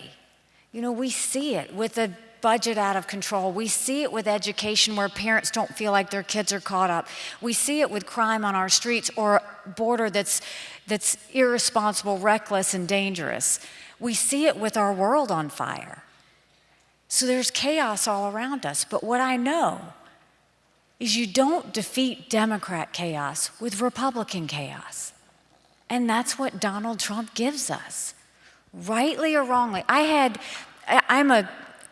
I strongly believe that Donald Trump was the right president at the right time. I think he broke the things that needed to be broken. I agreed with a lot of his policies. I had a great working relationship with him. But rightly or wrongly, chaos follows him. You know I'm right. Chaos follows him. And we can't have a country in disarray and a world on fire and survive this chaos. And so we have to have a new generational conservative leader. And in order to do that, we've got to acknowledge some hard truths. Republicans have lost the last 7 out of 8 popular votes for president. That's nothing to be proud of. We should want to win the majority of Americans. That's how we'll get there. When we do that, that's when you start to be strong and proud again. Go back to our national purpose and the values that made this country so great. You know, someone asked me when I announced why I was running. And I said, my parents came here 50 years ago to an America that was strong and proud and full of opportunities. I want them to know that country again. I'm doing this for my husband, Michael, who's overseas serving, and the men and women in the military. They need to know their sacrifice matters. They need to know that we love our country. I'm doing this for my daughter, who just got married, and I saw how hard it was for her and her husband to buy a home. And I'm doing this for my son, who's a senior in college. And I am tired of watching him have to worry about writing papers of things he doesn't believe in just to get an A. That's not us. That's not America. For the first time, 81% of Americans don't think their kids are going to live as good of a life as we have. We can't be okay with that. We have a country to save. But I'll promise you this, if you join with me in this fight, I know that our best days are yet to come. Thank you so much. Thank you so much. God bless you. Thank you. Thank you. I appreciate that. Thank you so much. You did great. Thank you. We're so thankful for you. Yes, thank you. Thanks for taking your husband, too. Thank you. Thank you.